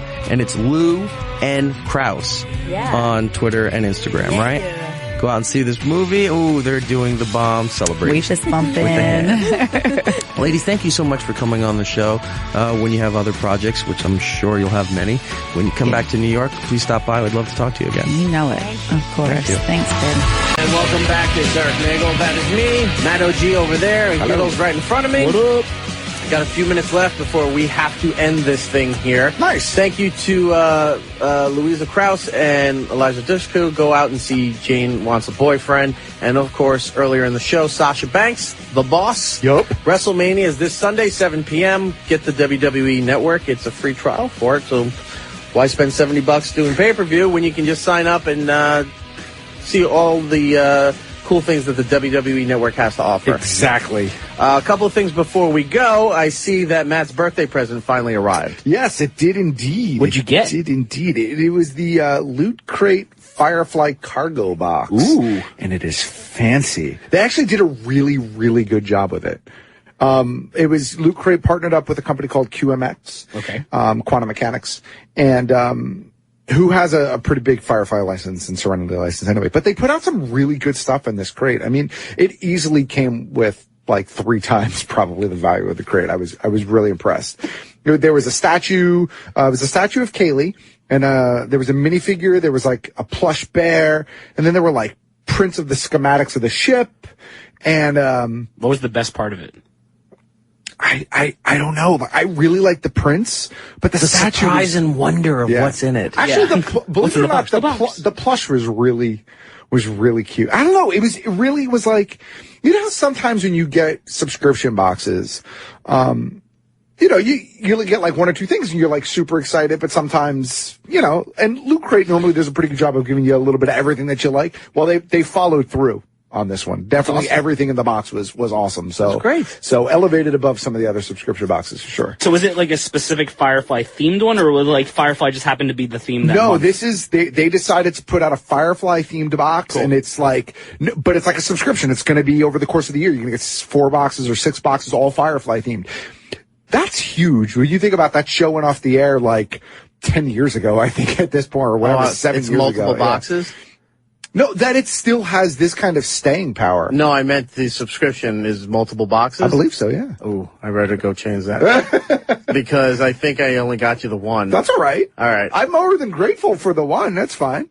But yeah, I believe the one you don't get is going to have all the awesome shit. It's all solid gold. Oh, I'll get them all. I'm not worried about that. But yeah, so, but it's great. It really was a lot of fun, and I'm just amazed that property still has that kind of staying power and that kind of fan base. So kudos to them, man. Kudos to Loot Crate. They did an awesome job. Well, good. I'm glad you finally, because I got it for you when it was announced, like months ago. Yeah. And then I realized, this is going to take a while before it comes out. So it's way past your birthday. Right. But I'm glad you finally got it.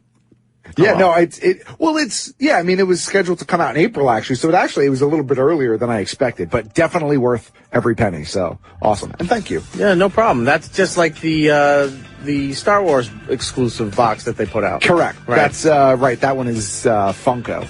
Yeah, so. No, not the Smuggler's Bounty. Oh, you're talking about the big one that had Loot Crate as well. Yes, but that was a one-off. Like, this is... That was a one-off? I thought that was so. a subscription box, too. I don't think so. That was their Mega Crate that month. Oh, okay. I believe, yeah. All right. So, but yeah, definitely worth it. Kudos to Loot Crate and kudos to Quantum Mechanics. There you go.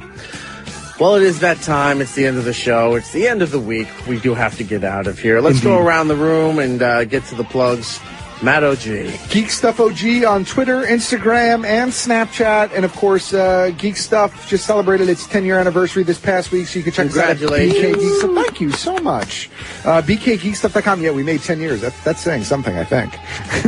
So when Firefly stopped, you took over? Yes, that's pretty much what it was. So. I will not just sit here. And we gave a lot of accolades to you and to Opie and to this channel and this company on our show this past week because you guys really helped us out. I honestly, because this was the 10th anniversary of the 400th episode? No, it actually didn't time out that way. 400 was 2 weeks ago, and this was 402. I think I have to resubscribe because I switched podcast apps. Uh-huh.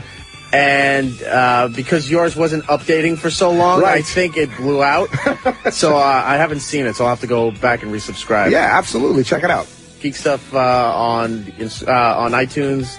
Yeah, and the you RSS just search feed. Geek Stuff, yeah. And the RSS feed is on the website, too, bkgeekstuff.com. For those of you who don't do iTunes. Yes. Giddles. Yeah, it's Gittlebase on the Twitter and Instagram. I don't really think I got too much to plug right now. I think there's a takedown coming up soon. It hasn't been announced yet, so we'll figure out what it is. Maybe some sort of mac and cheese. Oh, yeah. On my Twitter page, we started a petition, a change.org petition to get Chip added to the Suicide Squad, so check that out. Sign it. All right, tweet that out on the show account so everyone can see it. All right, yeah, I'll do that. Sign it. I'm going to throw the mic real quick to Lewis. Oh, shit, with his shoes. WrestleMania is in Dallas this weekend.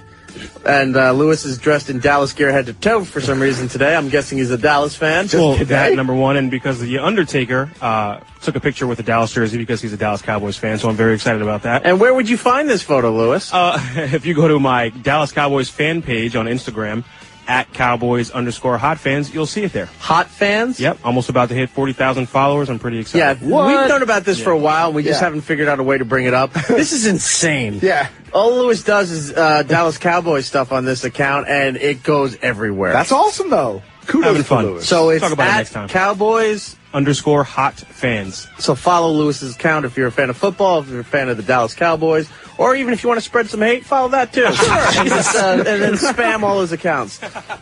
Yeah. I mean, his postings, whatever. It's Erik Nagel across the board on social media. E-Rock Radio for my personal stuff. I don't know what we're doing next week. We'll figure it out as the week goes on. Something I think there's Star Wars involved next week. Ooh. Star Wars. Lewis is applauding, and he's flashing his shoes on and off in joy. I'm getting a seizure over here. We have to get out of here, ladies and gentlemen. That is it for this program. Until next time, be seeing you. It's Erik Nagel. And that's all the time we have. Follow the show at It's Erik Nagel on Twitter, Facebook, and YouTube. Unless we do something stupid or something better comes along. We'll be back next time here